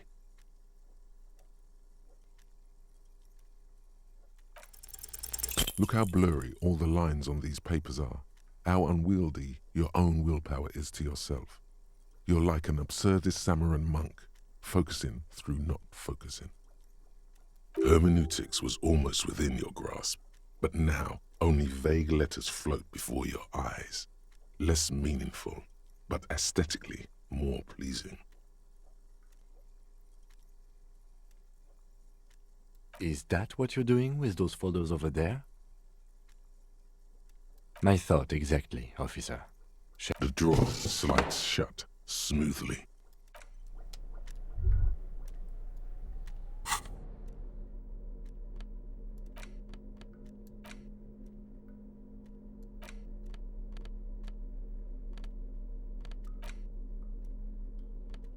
It's just a racist mug. What's there to read here? Not much. Oh boy, here we go. What are you going to say about a broken, tossed-away mug that you dug out of the garbage?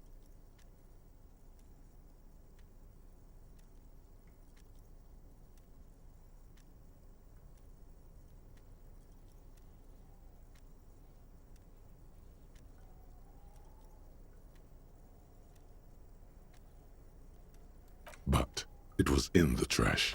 Why not just call it out when you see it? Or do some volunteering work. Just finish your case, detective.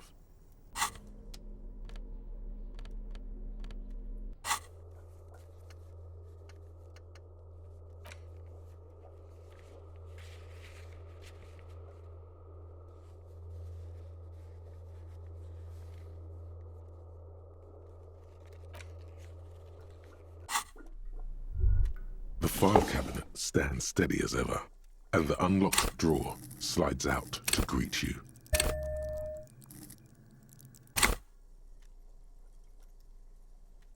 The drawer slides. The file cabinet stands steady as ever. Whatever's hidden here is hidden well. Concentration isn't enough. Only a trained accountant with a background in logistics would be able to really make sense of it. However, there is a little handwritten note stuck on the side of the drawer. It appears to be a to-do list written in large, uneven capital letters.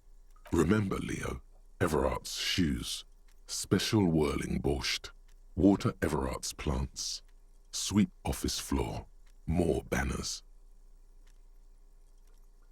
All items on the list have been crossed out, and the note itself is crumpled. Evrart Claire, probably. The head of the Debarders Union. One of his aides must have left it. Nothing incriminating here. The special borscht seems a bit odd in the list. Special borscht is borscht.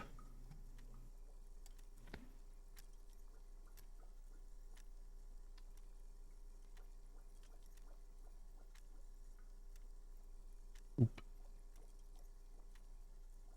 Oh, running borscht.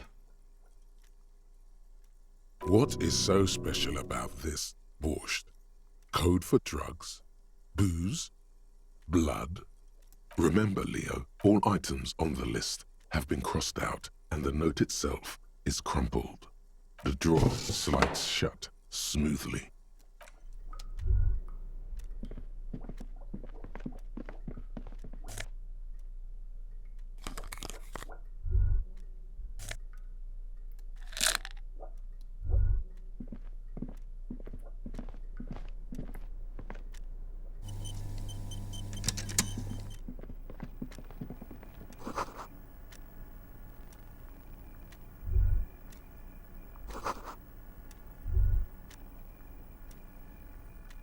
An imposing combination of a punch clock and a payphone is looking down at you from the wall. A note on the side says, "Tokens unavailable due to strike. Use change." The machine swallows your coin and seems to be waiting for your next move.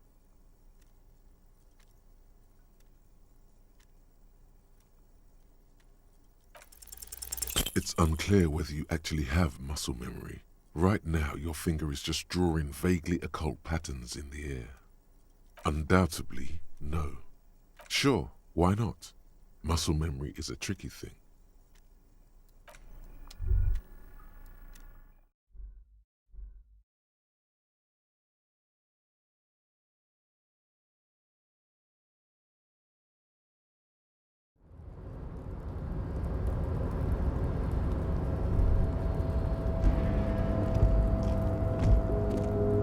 Looks like someone left his tarpaulin cloak hanging on the railing here. The white rectangle of the Revachol Citizens Militia is clearly visible on its back. This is your cloak. You can feel it. Yes, it does bear the RCM insignia, and we are the only detectives in Martinez. The service cloak issued to you by your station? Yes, I do. As your fingers touch the tarpaulin, it almost feels like the cloak wants to deliver a message of comfort through your fingertips. I will shield you from the elements and give my life for yours. That's what the cloak is relaying.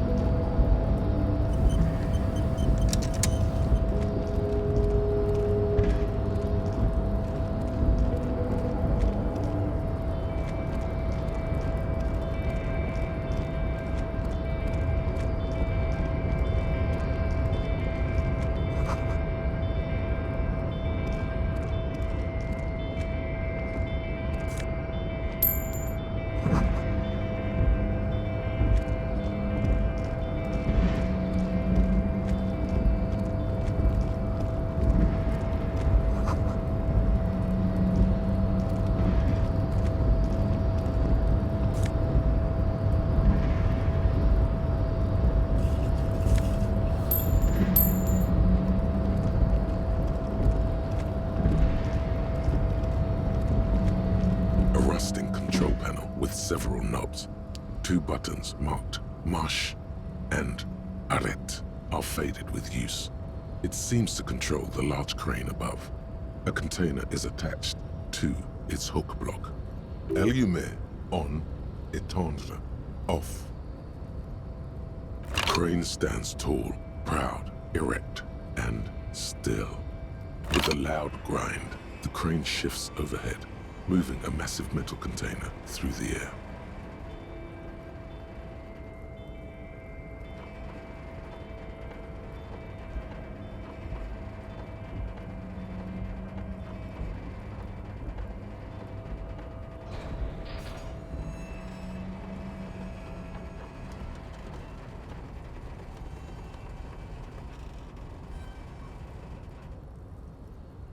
And with a surprisingly quiet thunk, the crane places the container down. The harbor sleeps as the strike rages in the distance. The crane can rest again, now that its purpose has been fulfilled. Moving this container, of course. For this purpose it was built. For this purpose it has acted. And now it will rest. I can't see how that was worth the wreckers, except for seeing the crane in action, which I admit was satisfying. The crane does not return to its original position. It does not move at all. No screech of metal when you push the button this time, only silence as the crane remains in its state of dormancy.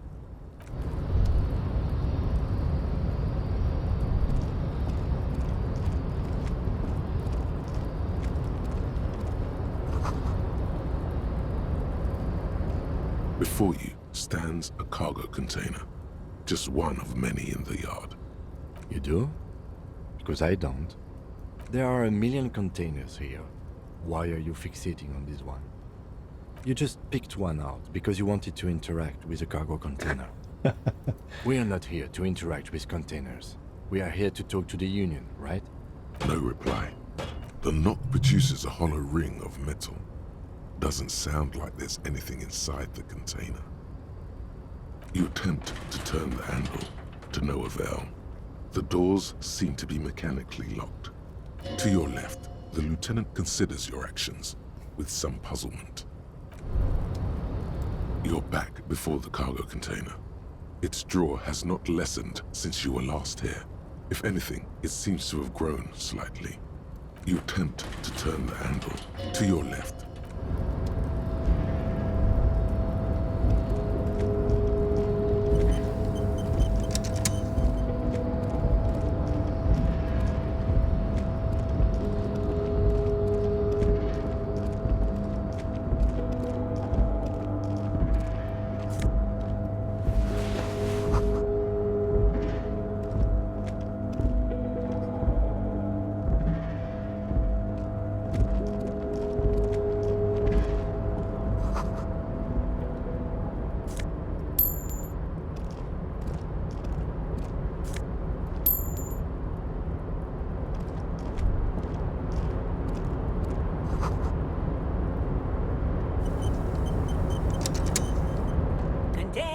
Container, I'll turn you nice and red. Container, put the logos on.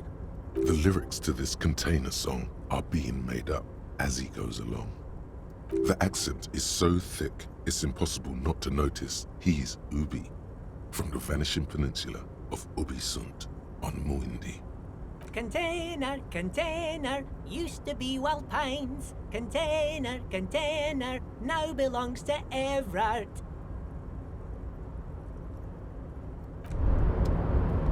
Container. The lyrics to the accent. Evrart, he looks after everyone. Huh? Well, hey there. How can I help you, mister? The look in his deep blue eyes is as sincere as you've ever seen. Kind of makes you feel like an arsehole for no apparent reason. I see you are not a Union man, mister. Did you get lost? You're not one of them scabs, are you? I mean, I don't personally mind. Folks is just folks, you know, and folks gotta eat. Just some of the other guys don't look too kindly on the scabbing kind, if you know what I mean, mister. Oh yes, born and raised in Arish, mister. Mum had to leave my dad after he got a bit violent. Took us here to the new world. I was about 10 then, too old to lose my accent then. People say us Ubis are up to all sorts of trouble with sheep and other animals and whatnot. I just want you to know there was never any of that where I come from. No sir, those are just nasty rumors. Thank you for clarifying that, sir. Oh, I'm just making some covers for them containers here. Yes I am. So it's easier for the crane operators to spot them.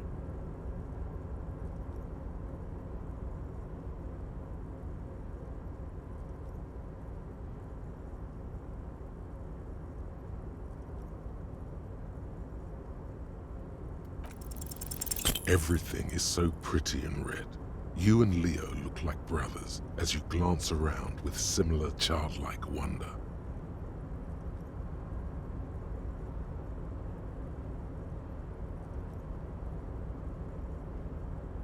Sure is, mister. Sure is. Really livens up the place. Yes, it does. Yes, it does. I hate to break this bonding moment, but the red containers mean they are replacing the company livery with the union livery, which means this strike isn't gonna stop anytime soon. Oh, most of the guys are down at the gates, keeping the scabs from coming in. We're on a strike. The whole union is. You don't have to work when you're on strike. Ha! We haven't worked for 2 months now. So no one is working? Not everyone is down there, of course. Mr. Evrart is in his office, where he always is. And Jean-Luc is guarding the gate. But Titus and his boys got into some drunken trouble and Evrart sent them on a nice vacation. For a week or so. Oh, I'm not really supposed to talk about that. That's union business. Him and his boys stirred up something in town. Probably drank too much and got into a fight or something. I heard Mr. Evrart telling them to take some time off.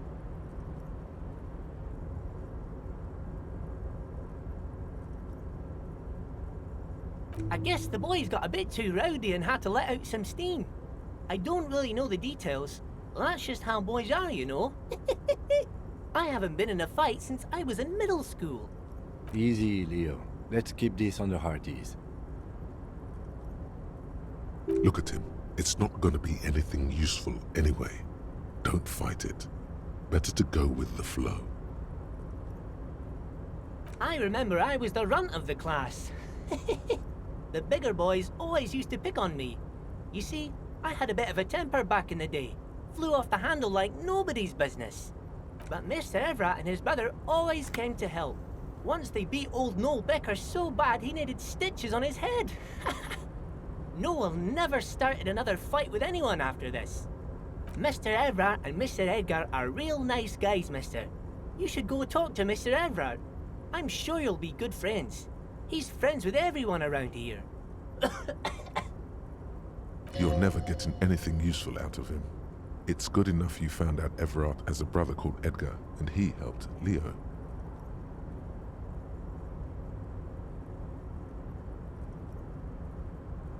Oh, yes, yes. I leave all kinds of notes for myself. That old head of mine ain't so good at keeping things in no more. I almost forgot about the borscht. Oh, yes. I've been taking special whirling borscht to the men every day since the strike started. It's very, very good. Makes a man feel so warm and happy. I feel like I could take on Mr. Renadan's boar dogs every time the lunch is done. Power borscht, huh? Never heard of a borscht that turns little guys into dogfighters. Alcohol, however. Yes, yes. I'm taking it to them. The borscht keeps them happy and in fighting spirits. Makes you all warm inside. They brew it in the whirling in rags.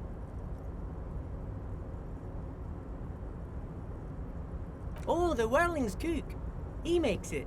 Them is always talking with Mr. Manana in that weird language and laughing together. He doesn't speak what we speak. He's from Grad. Oh, sure, mister. Sure. You do that. Yes, sir. Yes, yes. Everybody needs a job, and this is mine. I'm Leonard, by the way. Leonard Bellick. But everyone calls me Leo. I'm like Mr. Everart's right-hand man when Mr. Edgar is out of town. And Mr. Edgar's right-hand man when Mr. Evrart is away. Actually, Miss Beaufort is the right-hand man, but she's a lady. Who is this, Miss Beaufort? A real pretty lady with a skin like those Douai Sucre candy bars my missus likes so much. Them are real nice to suckle on once the dinner is done and me and the missus sit down beside the radio. But I can't listen to the radio all the time. There's so much to do around here and I'm always busy keeping things running here. Yes? Stay on this Miss Beaufort topic. Oh, Lizzie, she is a real sharp tool. Mr. Evrart put her through some fancy school and everything, east of the river. 4 years she was gone, and when she came back, she was all fancy and lawyerly. He respects that word. That's obvious. But she's a real nice girl. Grew up in this here neighborhood. Knows everybody and gets along with everyone. Real pillar of the community one day, I'm sure. For a fraction of a second, there's sadness in his eyes. If me missus and me was to have a child, I'd be real happy if she turned out like her. But she can't have kids. Dr. Lemaitre said so, and she knows about such things. Been a doctor for almost 50 years, she has. So Evrart trained a lawyer named Miss Buford. Interesting.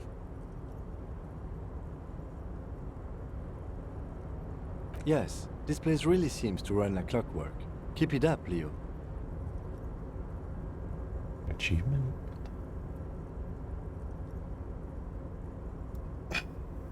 Get kin to trust you. Well, thanks a lot. Coming from you, it means a lot, really. Sometimes I feel some of the guys don't really get how much I bust my ass for them here. But you guys are alright. The white rectangle on your clothes might not mean an awful lot in Martinez, but the recognition from an authority figure made Leo's day. Oh, that one. That should be empty as far as I know. Lots of containers here have nothing in them. They're just waiting to be loaded up. Told you.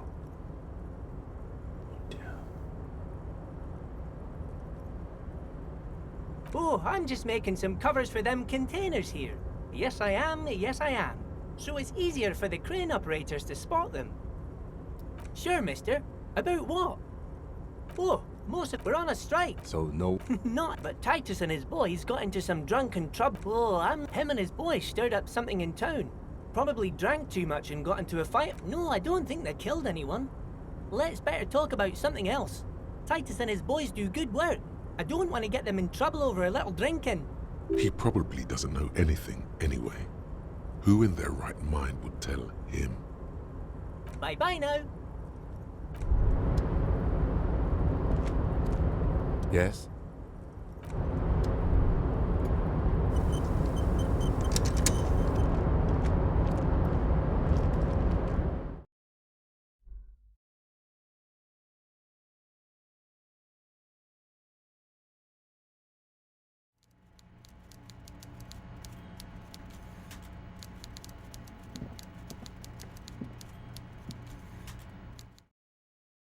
Back there in a minute.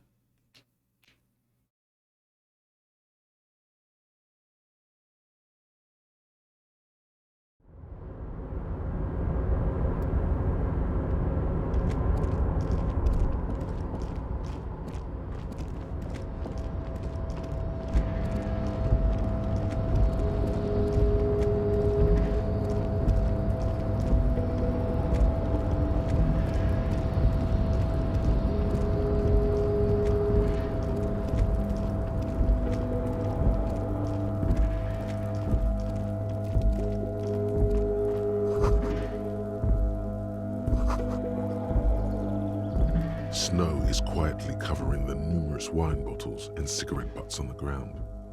Someone partied really, really hard here. Me. Well, they went through 6 bottles of potent Pilsner, 3 bottles of Commodore Red, and almost 4 packs of cigarettes. It must have been pretty hard. Well, yes, I think we can say with relative confidence that it was you.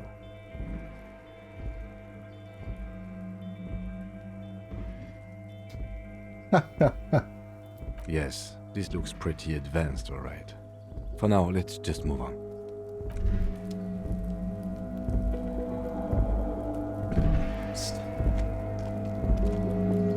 This is the night watchman's booth. The name on the door reads, René Arnaud. If you must. But please hurry, we are pretty easy to spot up here. Nothing incriminating catches your eye. The cabinets are clean and their sparse contents meticulously organized. There's a framed photograph on the table. It's a black and white photo of a young couple out in a street fair. The man is young, dark-skinned and dressed in a Royal Carabinieri uniform. The girl is smiling playfully at the camera.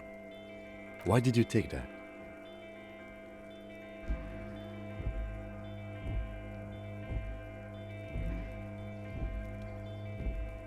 Of course you are.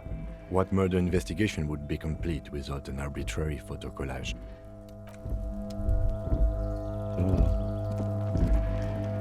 Maybe question.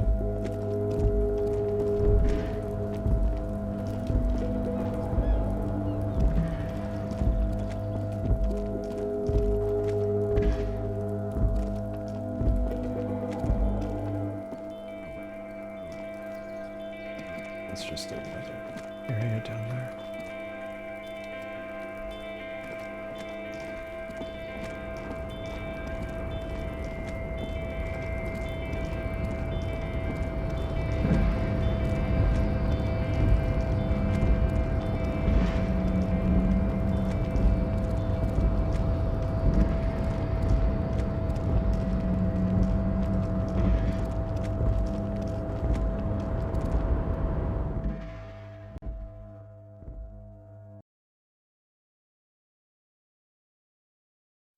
This conversation could probably take like 40 minutes.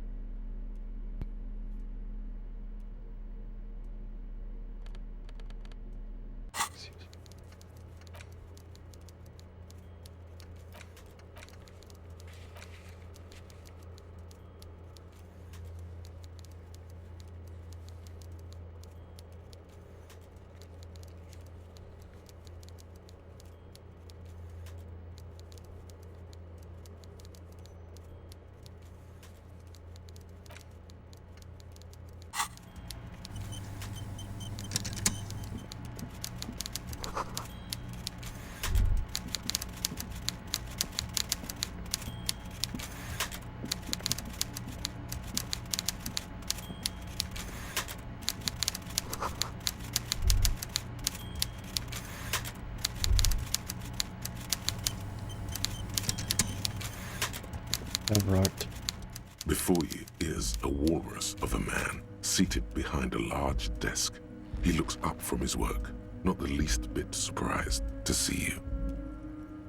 With great effort, he straightens himself up in his chair, yet says nothing. He simply stares at you. Welcome, Mr. Dubois, Mr. Kitsuragi. It's good of you two to stop by. Please, have a seat. I'm Evrart Claire, head of the Debarders Union here in Martinez. I'd offer you my hand, but unfortunately my health prevents me from getting up. You understand? He looks extremely comfortable. The tiny folding chair, on the other hand, looks like a torture device. You go ahead, detective. Whatever he has in store for you, it can't be good, he thinks. I'll do my best. Forget about that. What's with this Dubois stuff? You're getting some seriously bad vibes from that name.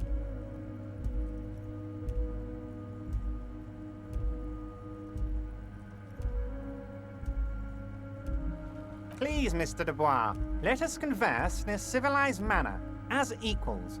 Take a seat. I insist. It's nothing. Yes, that's probably right. It's nothing. Forget about it. Filter it out. Very well, Mr. Dubois. I respect a man with strong convictions. I, too, have convictions. One of which is that I will not engage with any man who won't face me at eye level.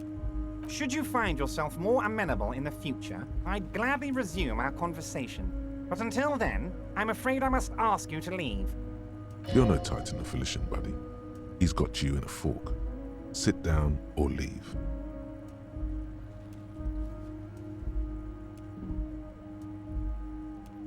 Excellent, Mr. Dubois. I can see that you're a reasonable man, and reasonable men Reasonable men can be of great use to one another.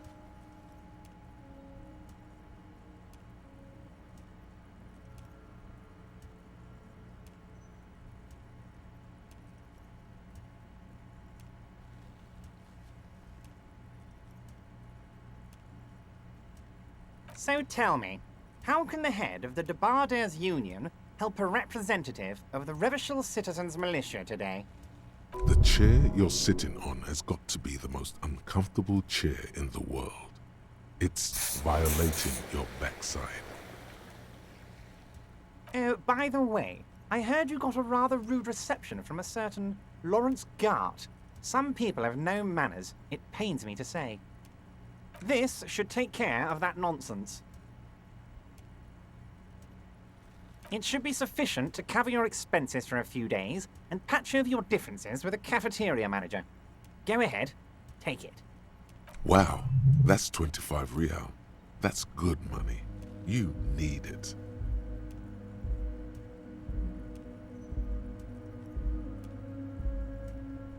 Yes, I know Lawrence. He's a real character. No union man in him.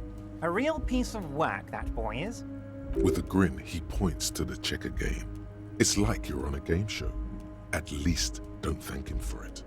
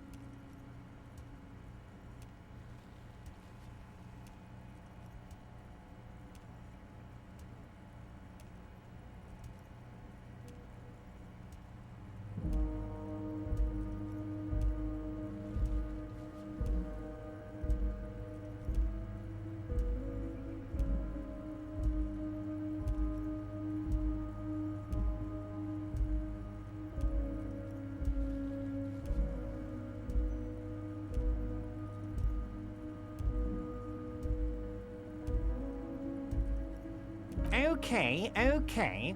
I respect a man with principles. No handouts, then. Now, I'd like to set your mind at ease about one other matter. Your lost gun.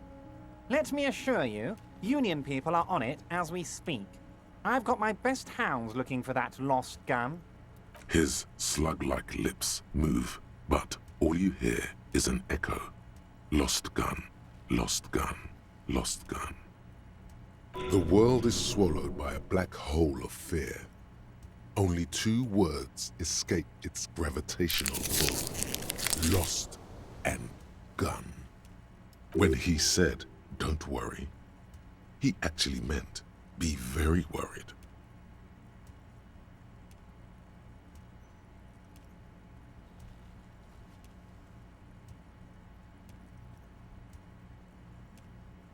I know everything, Harry. Right now, I know that you're worried. Don't be worried. Everything's going to be all right.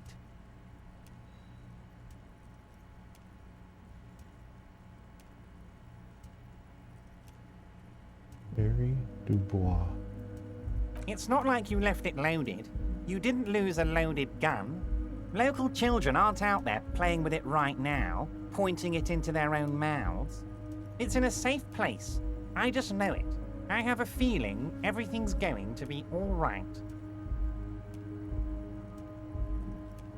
Officer, we will deal with this later. We don't need Mr. Claire's help with this. I wouldn't be so sure about that.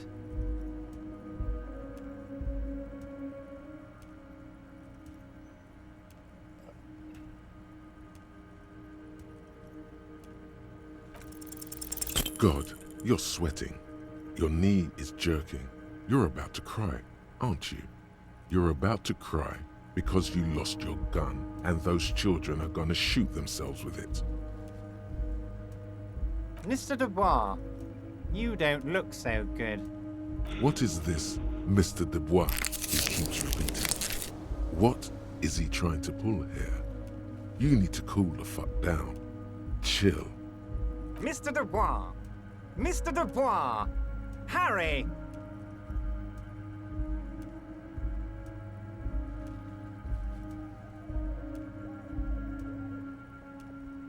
Mr. Dubois, are you okay? Can I get you a glass of water or something? Are you having some kind of medical emergency? Maybe you could use your hands somehow, in a kind of throw-in motion, like you're throwing that Mr. Dubois act right back at him. He's Mr. Dubois.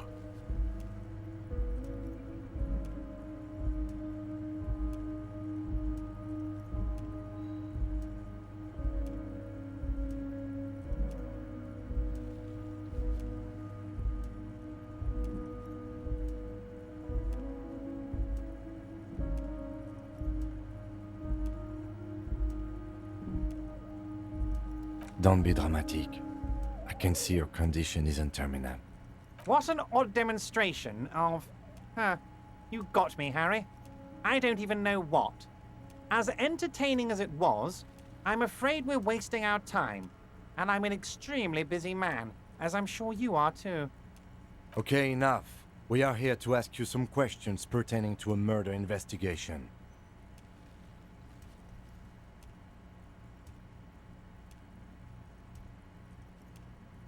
Quick, here's your window. Get yourself together and ask him questions. Police officer questions. It is about time to stop embarrassing yourself. Questions will help you regain some of your lost dignity. What? Harry, how could you say that to me? You know I appreciate a joke as much as any jolly fat guy, but I can't take slander. Are you actually investigating this? The reaction appears to be sincere, but it's impossible to tell with this guy, honestly.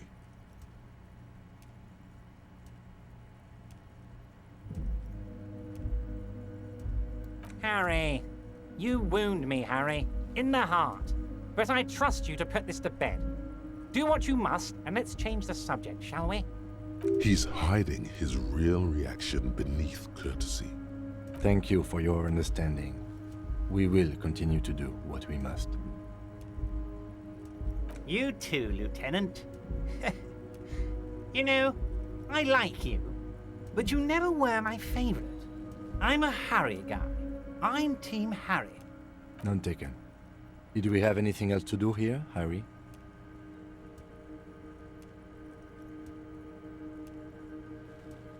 Of course. Let us dispatch with the formalities. You call me Evrart, I call you Harry. My God, so it's true. I didn't want to believe it, but you are a fantastic science fiction amnesiac cop, aren't you? What are the odds of that? I think the odds of that are very low. It might be a good idea to hide your confusion. I mean, see what his game is first. So good to hear that, Harry. Apparently my sources were wrong. However, if you did have a spot of memory trouble, I could help you out. With my big fat folder. Words flow like a river of honey from his lips. I guess word has already reached him. No matter. No harm done. It's just a brown folder. You can't make out what's written on it. Are you trying to tell me you've gotten hold of some of our documents? Mr. Kitsuragi, would you mind? Me and Harry are talking about his lost identity right now. Asking too many questions will make you look weak. You should maybe focus on the folder. Don't just jump to the folder. That's not smart. Shows you're on the edge. Do some probing first. Ah, this? My friends in your organization gave it to me, Harry. This translates into, haha, you guys are so corrupt. I find that very suspicious. May I have a look? I'm afraid this is meant for Union eyes only, Mr. Kitsuragi. I'm sure you understand. Please continue, Harry. Well, Harry, if I were to sum you up in one word, it would be apologetic. Well, you sure come off as very confident in all our interactions, Harry. You're a real man's man.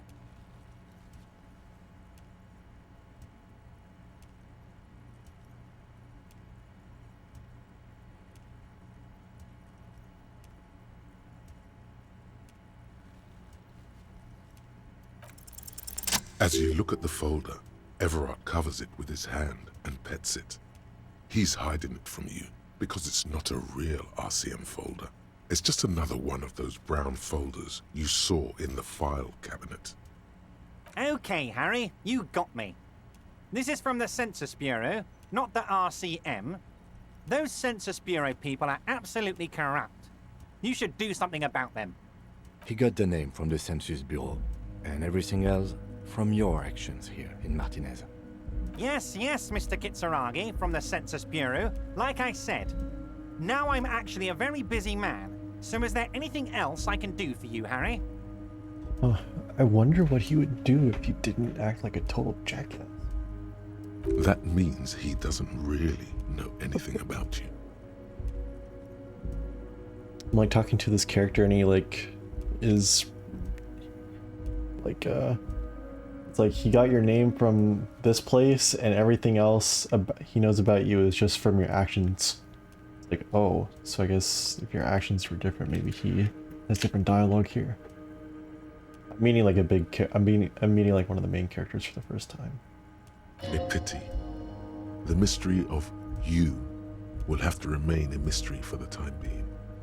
Meeting one of the main characters after playing for 12 hours. Good fucking god.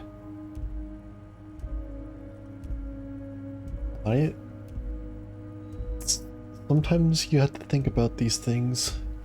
You're on a time crunch in between all the days, so you have to prioritize what you do.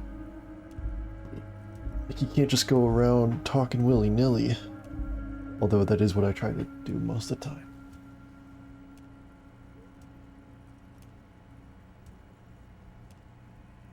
Yes, that's what I said. Try to keep up, okay? Let's move on.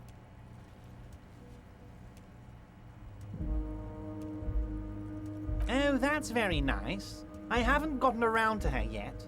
I'm very, very busy, you see. I hope you're getting along. One thing I want to make very clear, Harry, is that this is not some kind of union versus corporation situation. Everyone is just pals here. Yes, we're all trying to do what's best for Martinez. Don't feel like you shouldn't work with her just because you and I are such good friends. I'm not a jealous guy.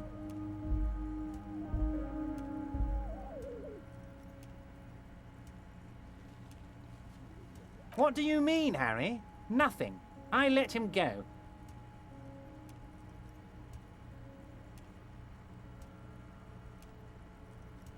He's an old man, Harry.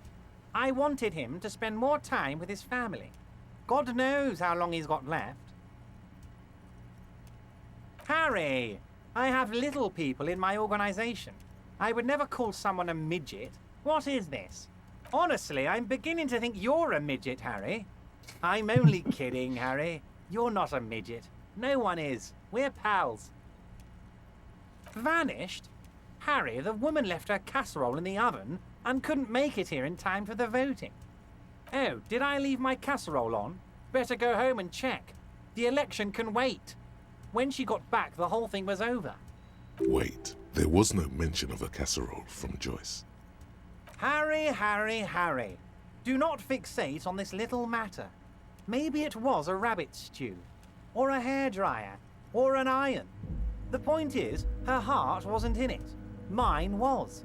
This particular brand of humor he has, it makes for a fine distraction. If it's spilled blood you're looking for, then there certainly isn't any in his expression or demeanor now.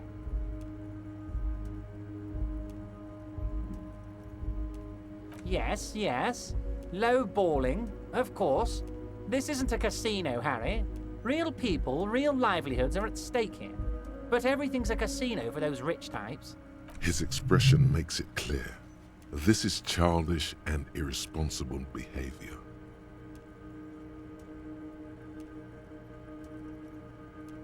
If she actually wants to see me, she will find a way. Any good negotiator would. And I just don't have anything to discuss with a bad negotiator. He doesn't want to see her. It's as simple as that. Of course, Harry. Let me just assure you one more time. It's perfectly okay to share anything we discuss here with this Joyce. This is a completely transparent organization. I have no interest in what she is doing, but I myself have nothing to hide. Your business is your business, and I respect your privacy. Just remember, none of this is secret.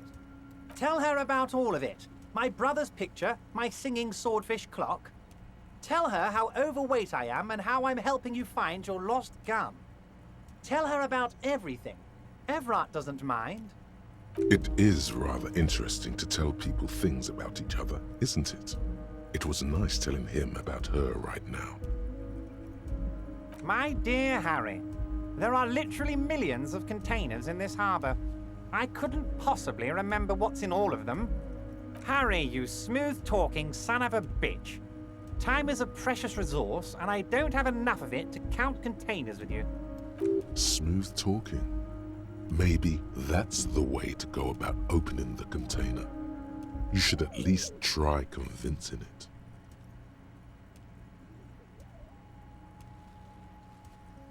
Honestly, I didn't want to bring it up, Harry. I heard you have become Measurehead's race pupil.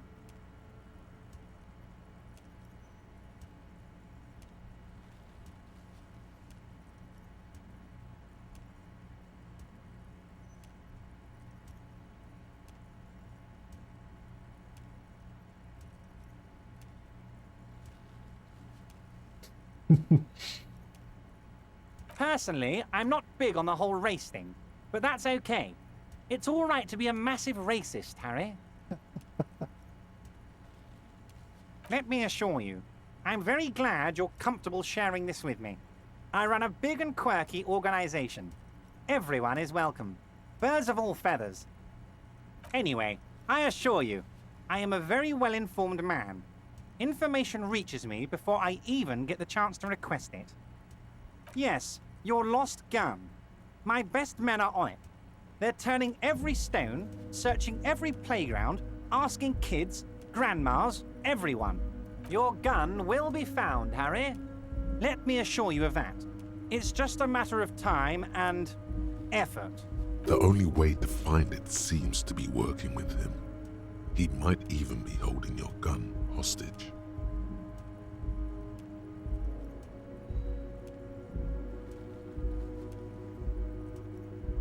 Who knows? Only one thing is certain. If you work with him, you're going to get it back. And working with him might be the only way to do it.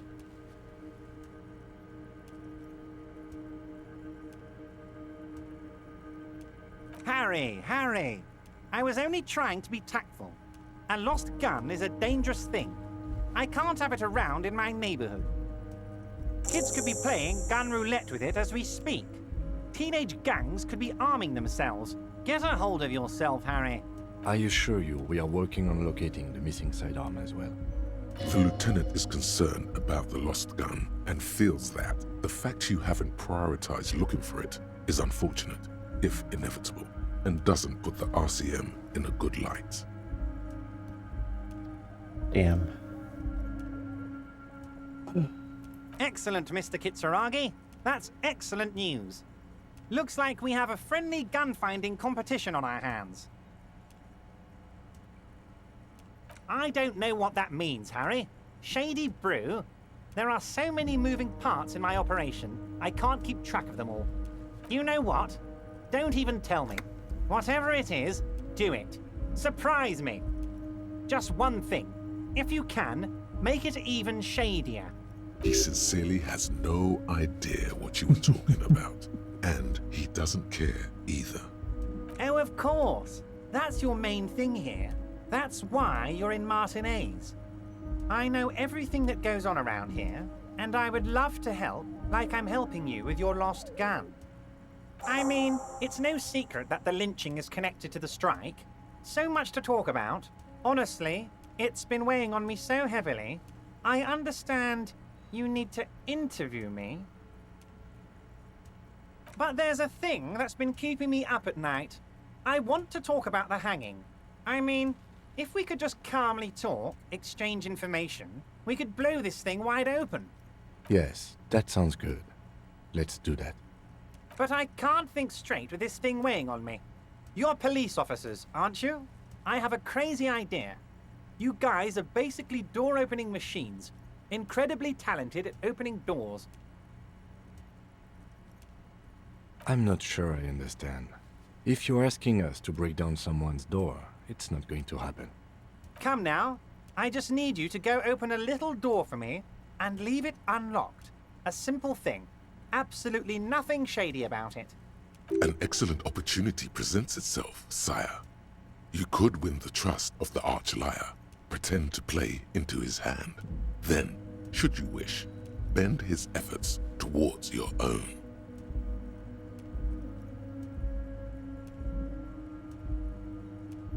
Oh, no one's. It's just a weasel. A weasel lives there. Nothing for you to worry about. Harry, I'm a very busy man, and more importantly, I don't have that extraordinary physique you do. You look like you could run around all day. You want to send someone a message that the police are working for you. I repeat, I'm a very, very busy man, Mr. Kitsuragi, and therefore I must occasionally enlist outside help. So what will it be, Harry? A loud blabbering weasel. When weasels feel no one is watching, they start acting foolishly. Just go there, unlock the door, and leave it open. It's been such a burden on me, Harry. I just want this to be over so I can discuss business with you. Harry, my dear friend, I am what people call a local bigwig. I know everything that goes on in Martinez. Fantastic, my friend. Just let me know when it's done and we can take our friendship to the next level. You can get the key from Manana. He's down by the gates. Manana's like a free agent in the Union. Special operations. Hardened socialist. A real free thinker, too. He'll tell you precisely where the door is. One last thing, Harry.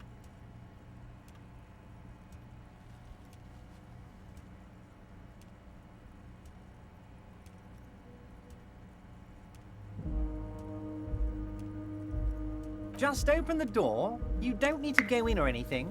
I just want that weasel to come home and see the unlocked door. Wait. You need this to get in and out through the gate.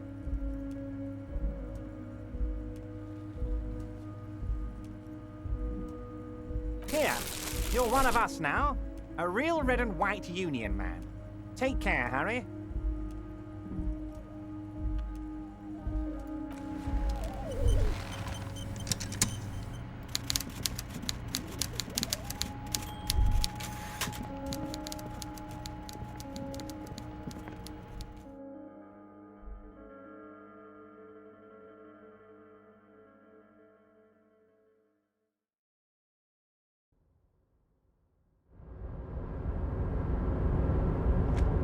Yes?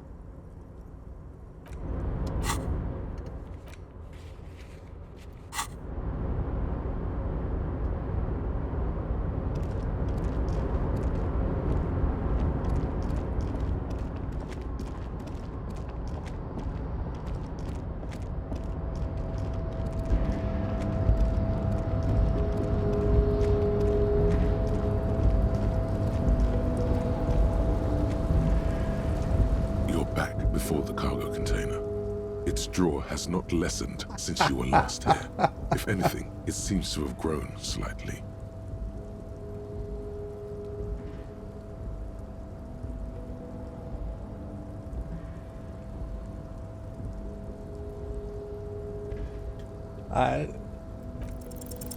Why are you even trying to open a door with rhetoric?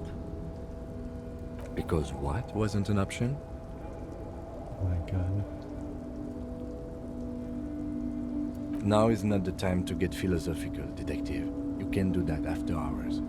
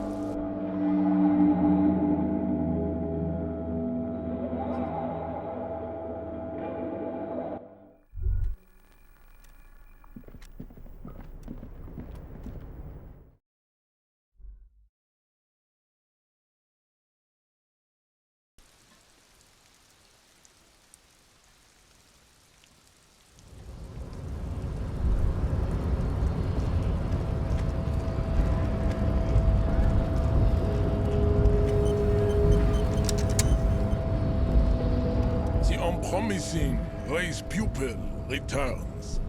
There is nothing funky. Those are a receding genetic pool has left. You know the Mahoon is a derogative term for first world. You're welcome. The Maun are proof. The Vespertines, the other overproduction, as proven by the Maun and the Mesk. The lad. Nature was not capable of more. I cannot possibly imagine what else we have to discuss.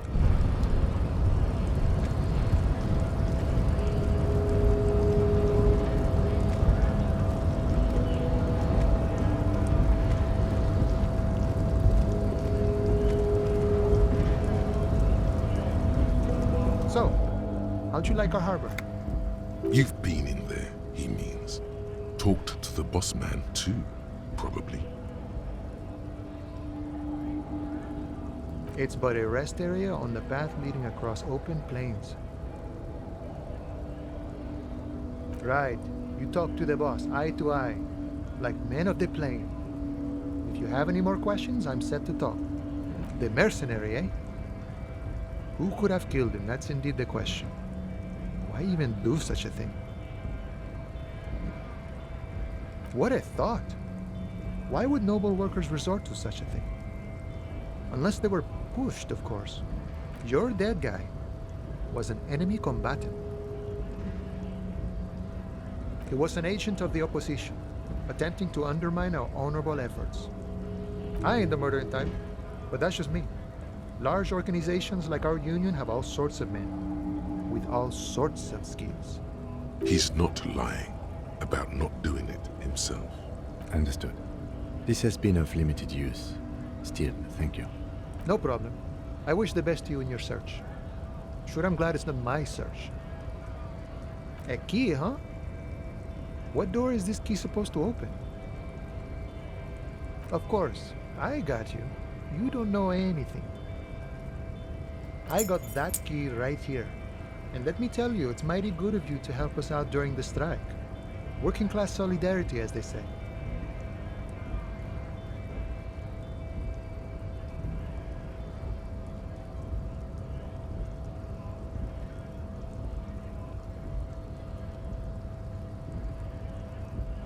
Oler Weasel? Oh, I know what you mean.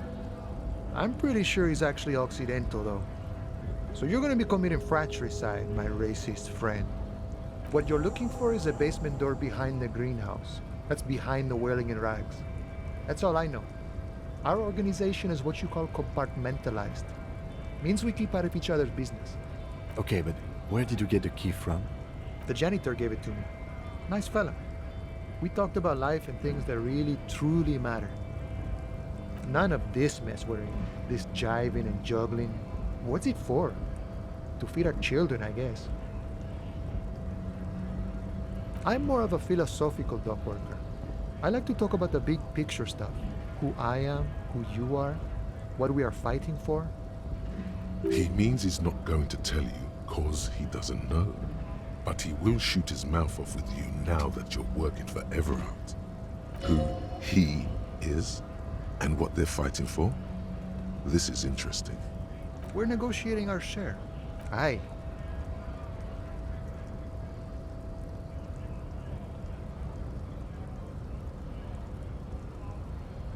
All of it. However, right now we want all the harbor workers to be on the company's board, so they could take part in the decision-making process. This seditious talk sounds like communism. Just so we're on the same page, communism is basically wanting to kill the rich people or deporting them to a labor camp in southeast Grad. But don't say that out loud if you're a communist. No. I don't think I'm a communist. Seeing something of value and saying I want it all to myself is a much older and simpler notion. No science to it at all. Even a weak child can think it. The only things holding someone back are I can't and I shouldn't.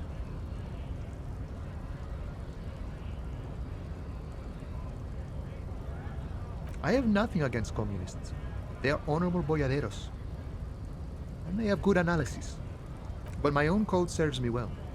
If my code starts failing, a code can fail a man as well as a man can fail a code, then I will have to submit to a new one, which may well be communism. See, I am primarily a lazy person.